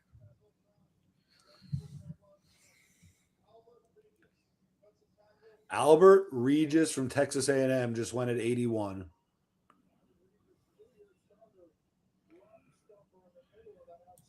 that's a fun look. Albert Regis is going to be another character guy. He's a guy who's going to check a lot of boxes character-wise. He's going to be a guy who's like a locker room, everyone's going to love him kind of thing. I think he's a solid football player. He's just undersized. It might be a reach value-wise, but I think that is a solid pick for the Jags. Yeah. But But that's, to me, that's a character guy. But that shows me that like he was ranked 173. Like teams are going to draft guys all over the place. So I think anybody saying that they didn't have Caleb Douglas there, like all it takes is one other team in the league having Caleb Douglas as a top 86 player, and you don't get him at 87. I will trust John Eric Sullivan until proven otherwise. Yeah, I mean, that's where I'm at with this, right? Like, you get to make your pick. I don't have to love it. I see a little skinnier Martavis Bryant. So my athletic score, it gives a closest player comparison. Yeah. The closest player comparison is Martavis Bryant. Stop it. I'm kid you not. I'll send you the thing right now. Oh, that's good. Yeah, send me that. That's cool. That's what I I was gonna tweet it, but I was trying to pull a comparison of the two. Just Of him and Wicks. Just tag me in the tweet. No, I look, and I understand that we're watching a highlight cut up. But some players you look at their highlight cut up is 2.5 minutes, and his is 11.5 minutes. And I understand that it's 11.5 minutes of only his best plays. So obviously there's a tape of his not good. But I watch these sometimes just to see the vision, you know? I'll be honest, I don't even remember who the Dolphins wide receiver coach is. Tolbert, or was he last year? It was Like Prince Tolbert? last year, wasn't it? Prince, whatever the guy's name was. I thought he was last year. Yeah, so it's someone else. I don't know who their dude. I don't know who half their coaching staff is. I'll be honest, but I thought it was might be Tolbert. I don't remember his first name, Tyler or whatever. Tyke Tolbert. Yeah. Pike, yeah. Yeah. I'll say generally, if he likes him, that's fine. Take it. Absolutely. Like, Dude, this dude's he's been coaching in the NFL for 24 years in the NFL. 33 years coaching total. He coached Demaryius Thomas. That's another player that kind of looks like that.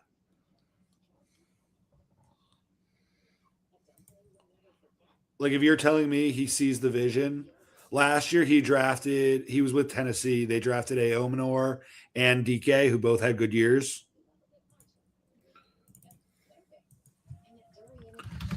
I'll believe him. I'll trust him until proven otherwise. what was that, pick 75? Yeah.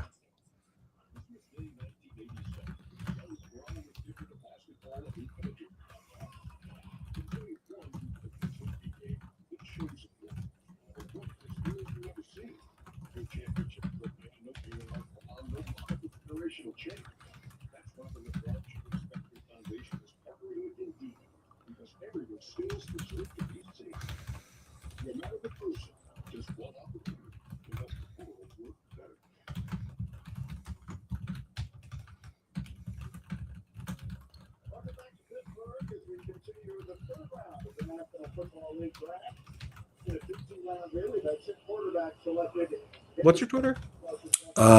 It's whatever's Sally Sports.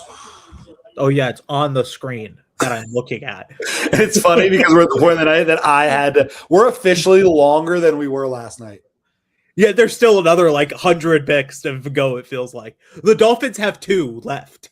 Which is cool. Which actually, there really aren't that many picks left. There are like, what, 15? Dominique Orange, big citrus to Minnesota. That is Minnesota's second interior defensive lineman they pick. Yeah, that's I don't know if I love their draft. Neither do I.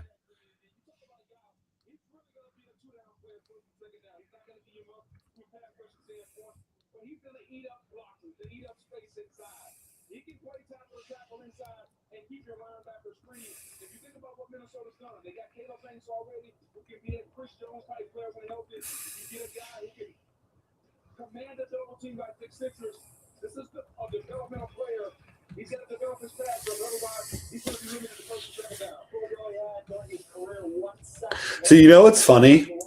I'm watching obviously the Panthers the last couple years and going to a lot of those games, and then I move out here immediately when the Panthers don't make the playoffs, and the Ducks are currently in a playoff series against Edmonton. And it's like bringing back memories of watching the Panthers in a playoff series against the Oilers. How far are you from Anaheim? I'm about 40 minutes from where the Ducks play. Are you going to go to a game? I'm thinking about going on Sunday. I was thinking about sitting right behind their goalie wearing all Panthers Stanley Cup stuff. So if anybody here, Dude, he would be 3 of you, he's going to look back there and go, what the hell? if you happen to see somebody behind the goal wearing a Panthers jersey, it's me. Here we go. 83, Carolina.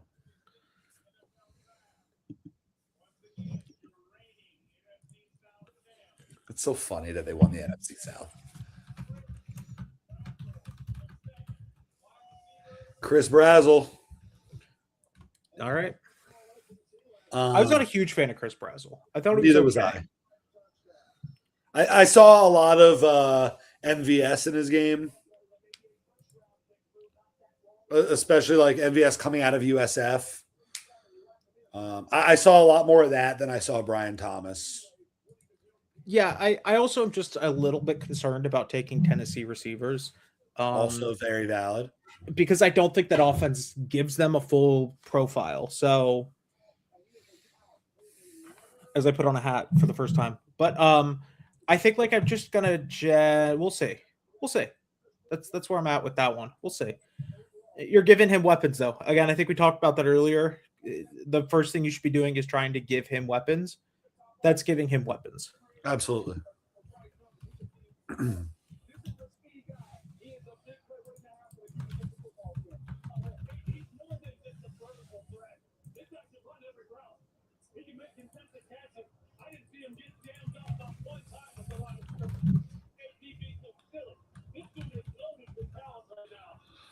Brazel's an interesting fit with Bryce Young and Ted McMillan.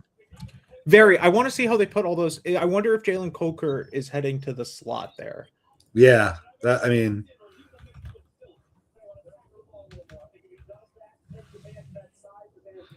I guess. Would you? I want to see what his contract looks like. Would you consider trading for Xavier Legette? As a late round, like, hey, we're just going to take a chance. I don't hate Yeah, it. 6th or 7th round pick. Yeah. I hate it. He has 2 more years on his contract. This year at 1.9, next year at 2.5, and then he has a club option.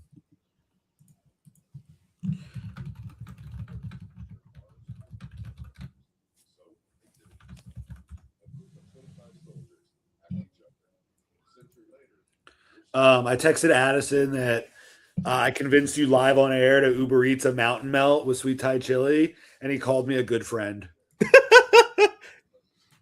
Tell him I'll send him a picture of it when I get it. It's funny because I used to do just buffalo, and they told me one night, they're like, no, you got to do sweet Thai chili. I've actually never had the sweet Thai chili. So Oh, it's really good. If it's good, I'm trusting all of you. That's one of the few things that I really miss. Obviously, Flanagan's. When I come home, it's funny. My family makes fun of me. I'll be home for a week, and I'll go to Flanagan's 4 times. Yeah, that's how I was. When I was in Kansas, I'd come back, I'd just be like, dude, I have to hit all the favorites. Yeah. Back to back to back to back.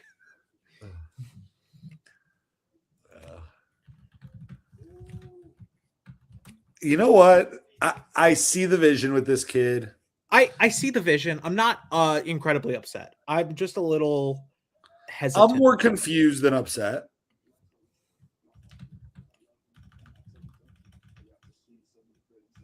And we are what? 3 picks 3 away. picks away. So let's go. I'll quit out of this. I'll bring us back to Real our quick. board. Prediction? Yeah, I'm going to pull up the board. Go to players. I don't think it's going to be Jermod McCoy at this point.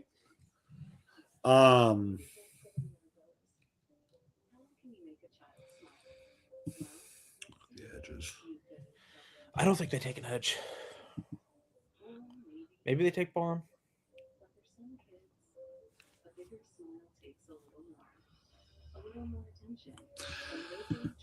I could see Barham. Maybe they double up at receiver. I could see Sutton. I mean, Sutton, dude, has a 10 RAS score. I wonder if they double up at receiver and take. That is what I think the favorite is. So I don't think they're going to take one of these. I would be. Ted Hurst still on the board. They met with him. I know the Packers met with him too. I really like Ted Hurst. I love. I would have been okay if they took Ted Hurst at 40. But that might be a little redundant. With honestly, the Dolphins have so many receiver needs. It's not redundant. I don't think he's a natural Z though. I think. Well, so here's what the Packers traditionally do at the position: is they just kind of take everyone, and they kind of tell everyone that we'll figure it out later. And so, I wonder if that's the case. Who are the tight ends left? Is it the corpse of Michael Trigg? Justin Jolly? I'm like, dude, they could reach on Justin Jolly.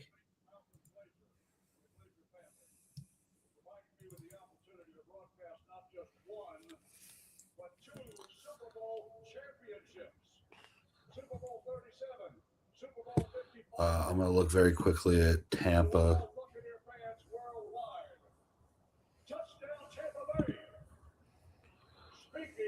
Taking defense. Maybe they go offense, Jennings Dunker. That makes sense for them with Mouch. All right, so they're not. The Dolphins will not be taking Ted Hurst.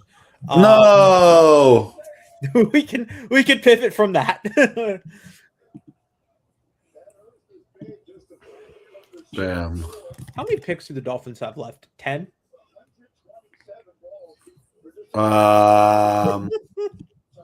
It's tomorrow is going to be a lot of fun. 800? Do they still have 10,000 picks? Do you think we trade one of these picks for a next year's second?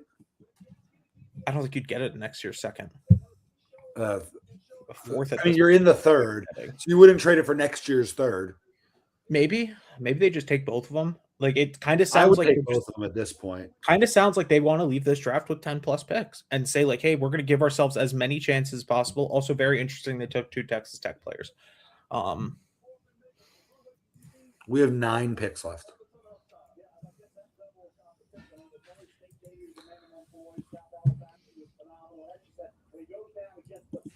I don't know. What do you think? I'm going to go receiver or corner. I think they may double up on corner too. Maybe they take Reggie Virgil. Maybe they just keep this run Did going. they? Bryce Lance does not fit the age, Right. but he's really Neither good. does Skylar Bell. But he's really good. Chris Bell does. Chris Bell has an Personally, injury I concern. love Chris Bell. He's got the injury concern that maybe you're a little bit hesitant on, but He seems to be ahead of schedule. dude, I keep thinking maybe they just take Jermod McCoy, but I don't think so at this Do they point. take Barham? Silver was saying something today about Grayson Halton. I don't think they take him because he's a 3 tech, kind of redundant, Right. unless they think Kenneth Grant's a nose. Do they take a nickel like Abney? Keontae Scott? I would like to know if they were going to take Malachi Fields. I really think we were going to.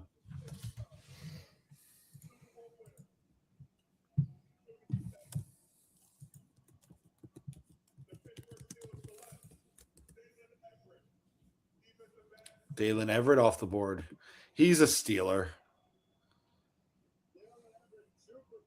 It's a sick pick for them. All right, we are 2 away. 2-way Cleveland. I think the Chargers traded into this pick is what I heard. Yes, that is. The Chargers are on my screen. So So another team traded in front of us to take somebody. I think this might be offensive line though. Pregnan. No, because they took Slaughter earlier. Right. But they still need a tackle. They could double up, but there's not a tackle. Well, left. LA traded it to Cleveland, so Cleveland has it. Cleveland just wants to make more picks. Cleveland is bored. Or does holy? Oh wait, I still have LA there. So I don't know if they're not taking a quarterback. Obviously, that is there another interior offensive lineman there? Pregnan, Dunker. Lou, if they want a center, but I don't think they need a center. I think they signed one. Is there an edge? Do they want to take one of the edges ahead of us? Sutton fits them a little bit. We'll see who the Browns pick. We'll give a quick name, and then we will go on to the imaging.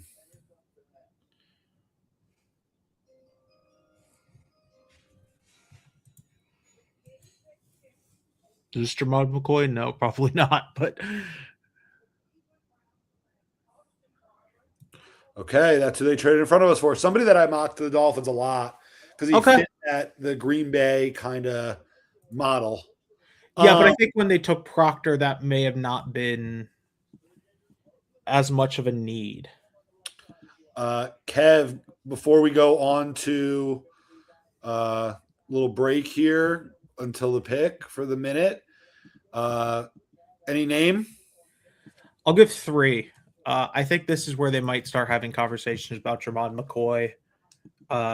Again, maybe they just don't like the medicals at all.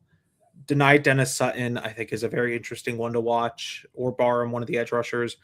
And then I'll go another receiver. I'll go Chris Bell as the receiver if they take. I will go Chris Bell, Sutton, and Barham. With a little bit of a chance for Skylar Bell. He doesn't fit the age, but he fits the need. But I don't know. Yeah, I think all the receivers fit the need at this point. So right. I can't count out any of them, truthfully. Pick is in. I'll see you in a minute.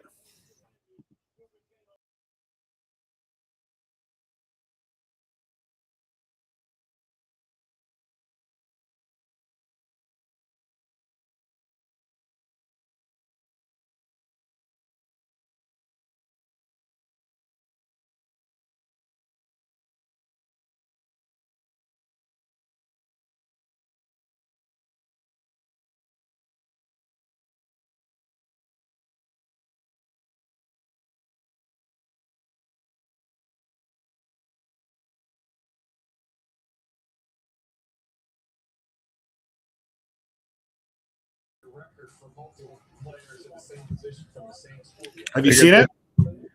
Yeah. I'll be honest, I've never watched him. So I watched him. He's a really good blocking tight end. He was seen as one of the best blocking tight ends in the draft. And that's what he is. I think that he has, and I'll pull it up here in a second. But he was another guy that was ranked very low. I mean, clearly they have their board. He's 23 years old, but again, he's 6'6", so he fits the size profile, and he's a very good blocker. I mean, that's your run blocking tight end. This, I think, again, we're going to talk about this a lot. This is telling you what John Eric Sullivan thought about the team last year. Yeah. I think, for lack of a better term, I think he thought last year's team was soft. I think he sat there and said that team can't block at the point of attack. They're not going to be physical. They're not going to do the things they need to do. We got to fix that. How do you fix that? Go get Caden Proctor. Go get Chris Johnson, who's a glassy direct corner. Go get Jacob Rodriguez, who's physical, and go get the best blocking tight end in the class. This is telling you what John Eric Sullivan thought about the Miami Dolphins in 2025. Yeah. This is, for lack of a better term, telling you he thought they were soft. Which he was right. Yeah, I mean, I didn't want to say it, but yeah. No, he was. We pick again in a couple picks here. I'm going to stick to the model up again, and we can look. But at this point, whoever we say, yeah, honestly, I'm going to give you a position, and I just want you to scroll all the way down to the bottom of the board, and I'm just going to pick someone from there because that's what it's doing.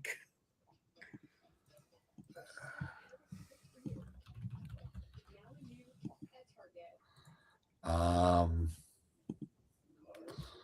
go to our draft.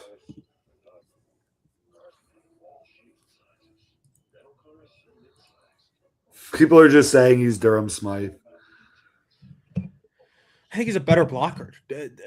I asked a few people who have watched the tight ends in this year's class. I'll be honest, I didn't do much research on the tight ends. They all said Kasmaris, whatever his name is, I'm going to have to learn that, was the best blocker in the class. So I don't think this is Durham Smythe because Durham Smythe was a good blocker, not a great blocker. This is the best blocker in the class, according to people I trust. So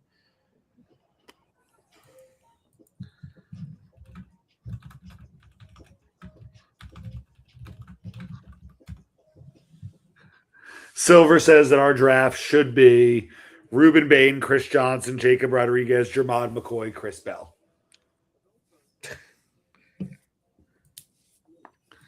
And it looks like this. Obviously it's one more pick and we're hopping off of here and we'll see what happens tomorrow.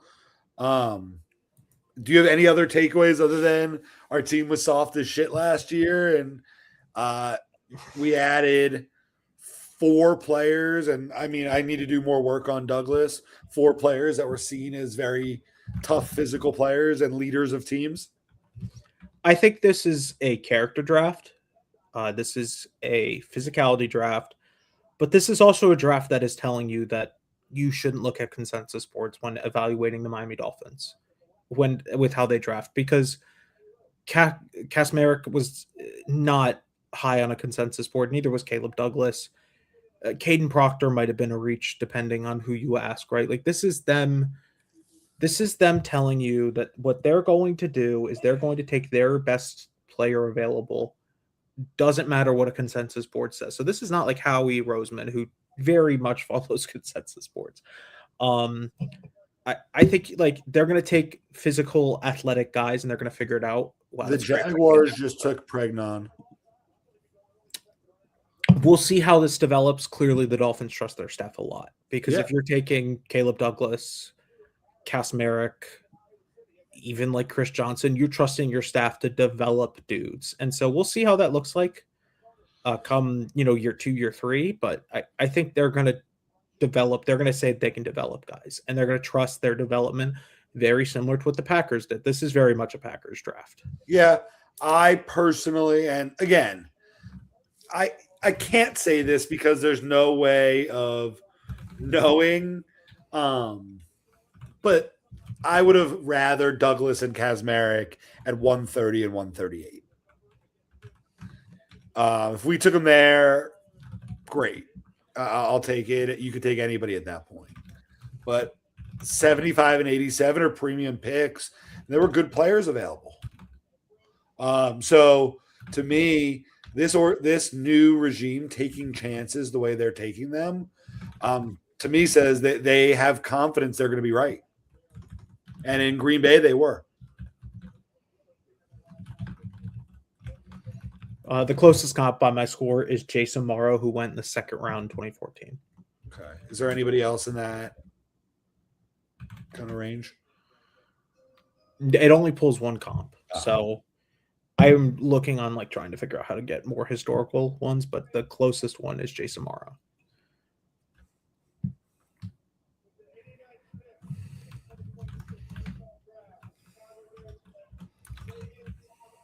Xavier Thomas, wide receiver from LSU, just went. That's an interesting one. So again, like we have no idea how teams have these wide receivers ranked.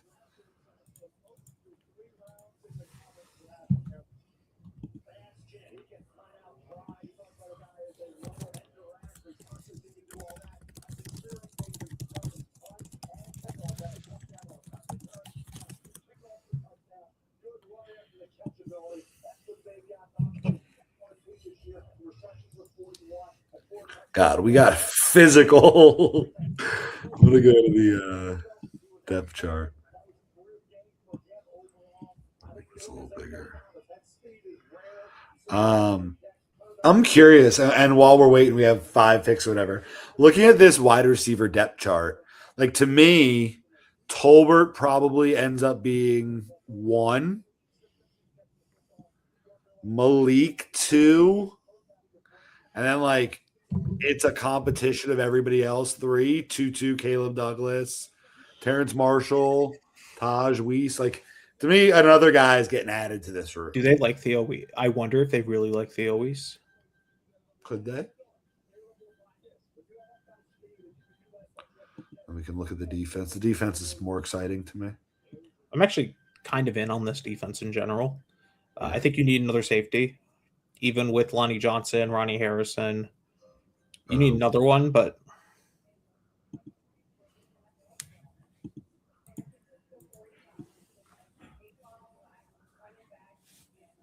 wow, Kalon Black, 49ers. Dolphins liked him. Yeah. Dolphins had him on a 30. I thought he could have been a pick in the 4th, not the 3rd.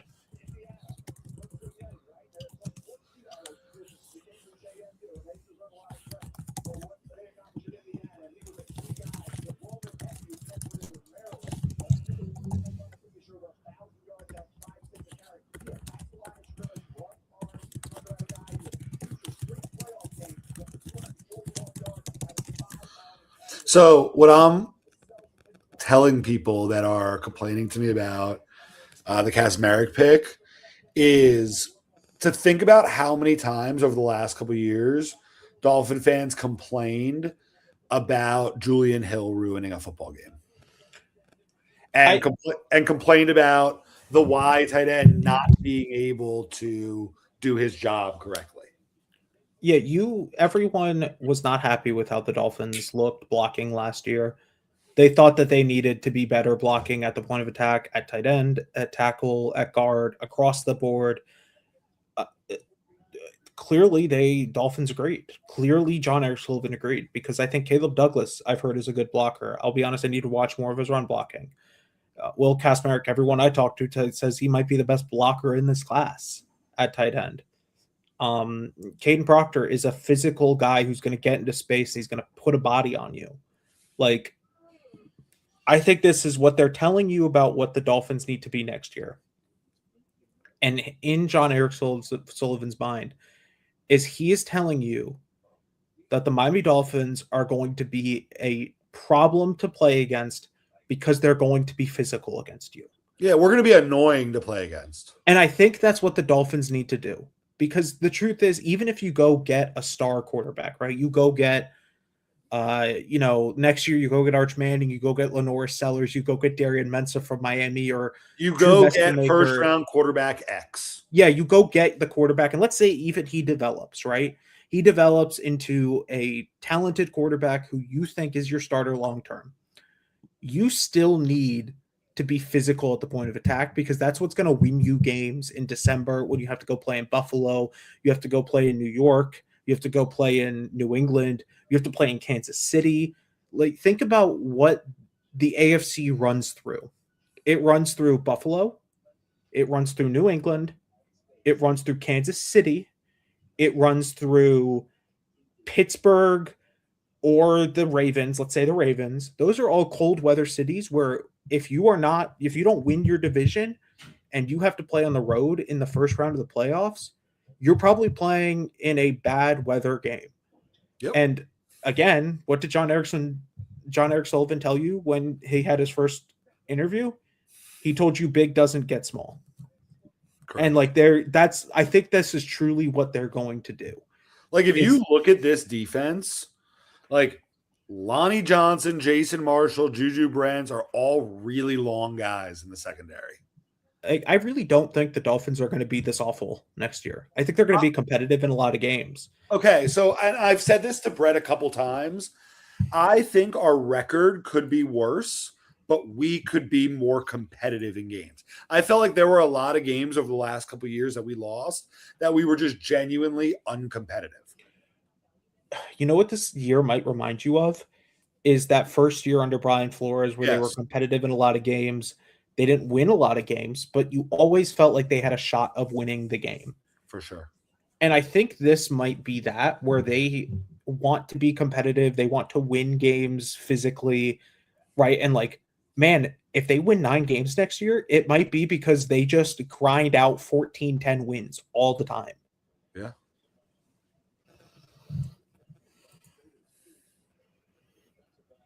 I mean, look at that defense. I mean, you need things, but it's not ground zero. I'd say you need another safety, probably need another corner, unless Daryl Baker develops. But you forget there are 3 more developmental corners that are off that screen right now. Yeah, they have a lot of dart throws. They have 13 corners on the roster with Chris Johnson. Might need another edge. You probably need another edge. But, I mean, truthfully, I don't think that's an awful defense. If you get a nose tackle who can just kind of clog space, I think you've got a really good football team next year. Like, that's where I'm kind of at here. Like, not good in the sense of you're going to win a lot of football games, but good in the sense that every Sunday you're going to enjoy watching the Miami Dolphins play football. And I think when we're going into the 2027 draft, we're going to be like, all right, there are pieces there that if we add another year of, like, if we had this team next year, now you're in a position where you're like, all right, you take, if you don't need if Malik Willis has a good year, you take the Dylan Stewart, or you take the Lenore Sellers, Sam Levitt. I don't think you're going to be in a position for Arch Manning. You take Trey Zune, just went to the Raiders. But I think that, yeah, this year the record might not be great, but I think the team is going to be better. And then I'm very excited for 2027. Yeah, I think this is setting you up where you don't have to have 2-3 years of rebuilding. I think this is setting you up where if you get your quarterback next year, you already have the building blocks in place. You'll have a lot more cap space next year to fill in some gaps. You'll obviously have the other picks in next year's draft, right? Like, I think you're setting yourself up to where you are in a position to be competitive in 2026. But I do think that if they take the quarterback, I think there's a situation where Malik Willis isn't bad this year, that he has like a solid season and he's competitive, and you draft somebody and Malik Willis still starts. That could also be an option, right? Of like going into the following season. But I think that either way, you're going to get a quarterback on the roster. Yeah, you'll have a quarterback on next year's roster. We are 2 picks away. Let me go back to the players. Like, it's the same players we've been talking about the whole time. Jermon McCoy, Chris Bell, Keontae Scott. The offensive linemen are still there. The edges are still there. Genesis Smith can't really tackle, but he's athletic. I wonder if that's a pick here. Like, so it's again the exact names we said last time: Barham, Sutton, Surratt, Bell, McCoy. If Jermon McCoy doesn't get drafted tonight, I would be fascinated to know the details that come out by draft time tomorrow. All right, Barham's off the board to the Cowboys. Second edge they've taken tonight.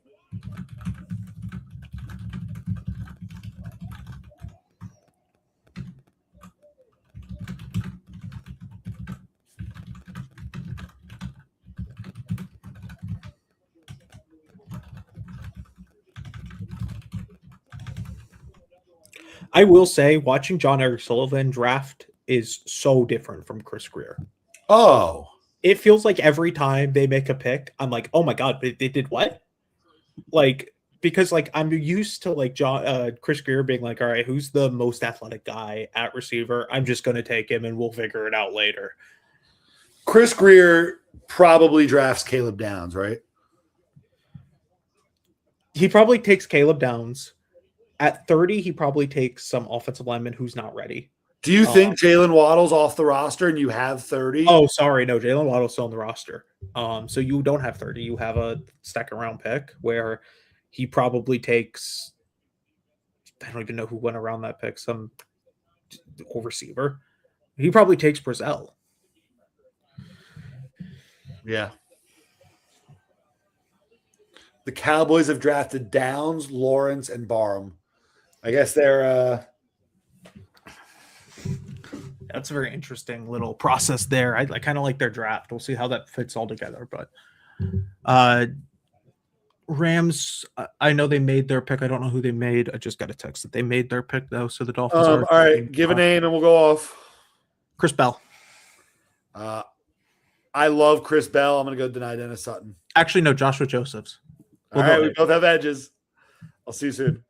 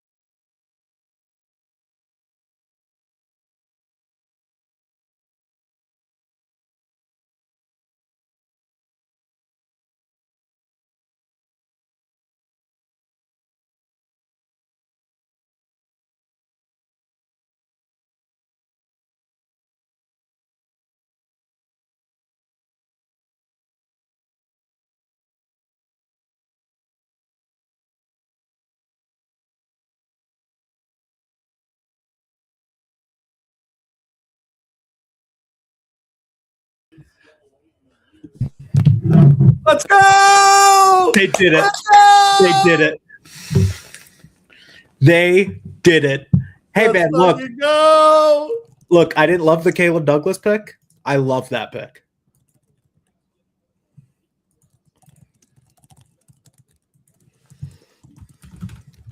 I'm so excited. I'm so excited.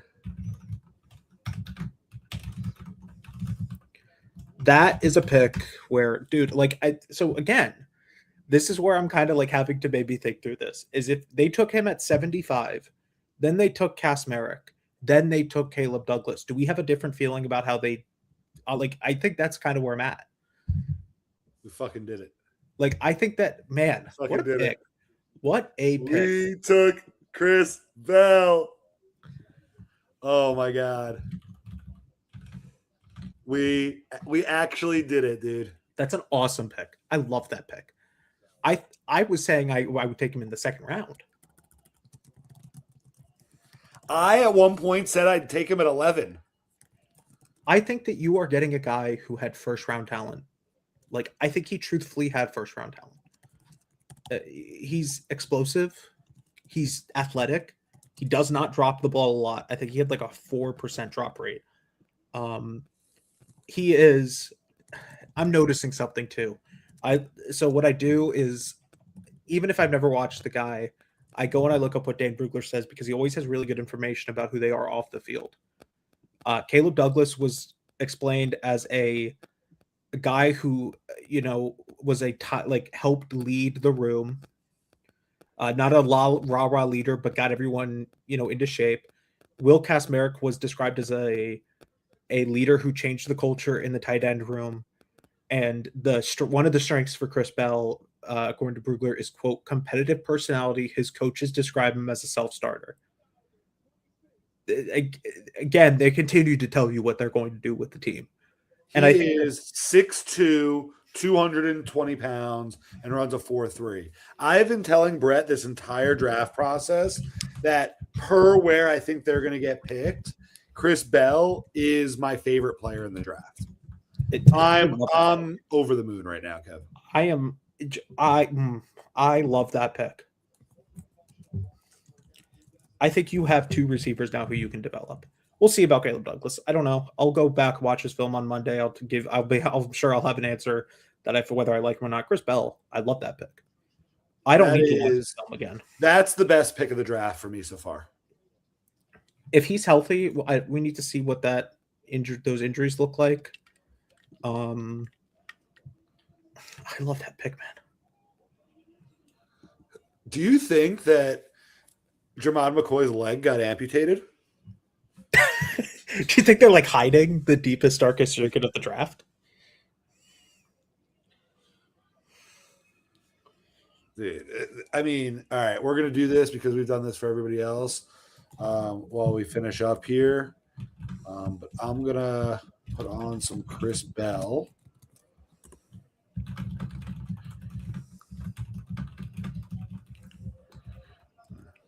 Showing me Ireland hotels because I'm looking to go into Ireland. When are you going to Ireland? I think over the summer. Hell yeah. We're trying to figure out a second place to go with the trip. First, we were looking at Iceland. Then we were looking at Scotland. Then we were looking at a different part of Ireland because we're going to start in Dublin. But yeah, it's going to be a fun trip. We're going to go for like a week.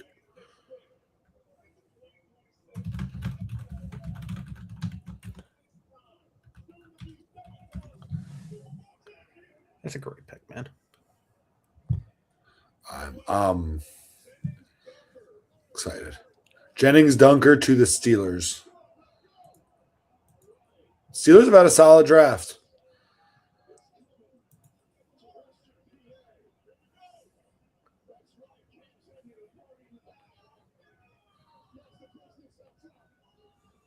Jennings Dunker. That's a really funny draft for them, I'll be honest. Yeah.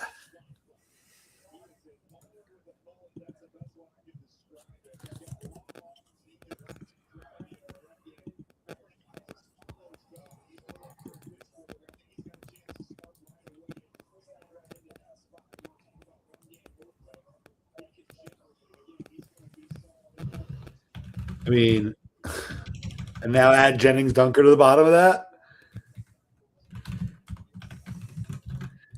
I mean, if we didn't have Malik Willis and did that draft, I don't think people would be overly upset. Jennings Dunker is a funny pick for them. I don't think they've had a really good draft, but I do quite enjoy the picks they did before that. I'll be honest. I like I Ian think at Osborne. 96, he's a good pick. 96. I mean, you'd be hard pressed to not take him at that point, I think. Right. We have 4 picks left in round 3. We have been on for 4 hours and 12 minutes. I am going to close out here by saying that the Chris Bell pick really capped off a fun day 2. The Dolphins added Jacob Rodriguez, Caleb Douglas. How do I say his last name?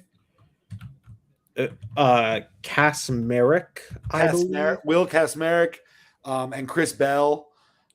Chris Bell Also, to me is the best pick of the day real too. quick before you sign off, I have, because Chris Bell did not run a 40-yard dash, obviously because he was hurt. The video of him running at full speed.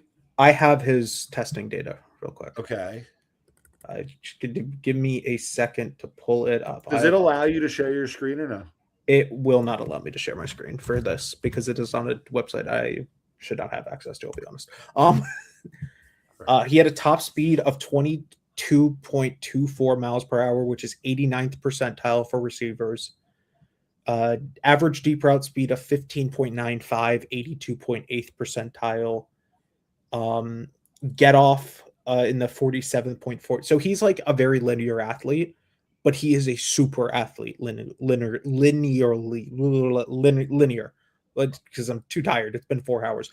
But I think with this, like, they have 2 guys now who are going to stretch the field vertically. Yeah. And Caleb Douglas, Chris Bell, and then you're going to have some guys. This tells me I think they like Tutu Atwell and Blake Washington a lot. For sure. Because those guys would be the guys who would give you those big plays over the middle of the field. But, man, I love this pick. You want to hear the stat of the night? And I'm going to sign off. I'm going to even close out the video, and I'm going to sign off on this stat. Are you ready? I'm ready. I will say goodbye to the people. First of all, to everybody that has been on. If you are still on after 4 hours and 13 minutes, you're a sicko. Don't do that again. I hope to see you guys again tomorrow. I'm sure that tomorrow we'll kind of do maybe a post thing or like a right after each pick thing. We'll figure it out tomorrow and keep everybody posted. But we are too tired to make decisions right now, and Brett is at a bar. Yeah, Jordan and Brett will inevitably text me at like 11:30 and go, "All right, here's the plan." I'll go, "All right." Yep, exactly. That's exactly how it's going to go. I'm going to go eat some leftover Chinese food. Is your food there yet? Where are we at? It is a minute away. We have closed this off at the perfect time. And I will end it by saying that Caleb Douglas had a vertical leap of 1.5 inches shorter than Caden Proctor. I almost want to see Caden Proctor jump now. I need to go back and watch that. Okay. Tomorrow on day 3, remember, and we'll tease for the people to come back tomorrow. If you're a sicko and want to watch, we'll play it multiple times. If you want to watch Caden Proctor. Throughout day 3, we'll be at round 5 going, all right, guys, if you have not watched yet, here's Caleb Proctor jumping. Absolutely. Everybody, thank you so much for being with us. It's a ton of fun, and we'll see you tomorrow.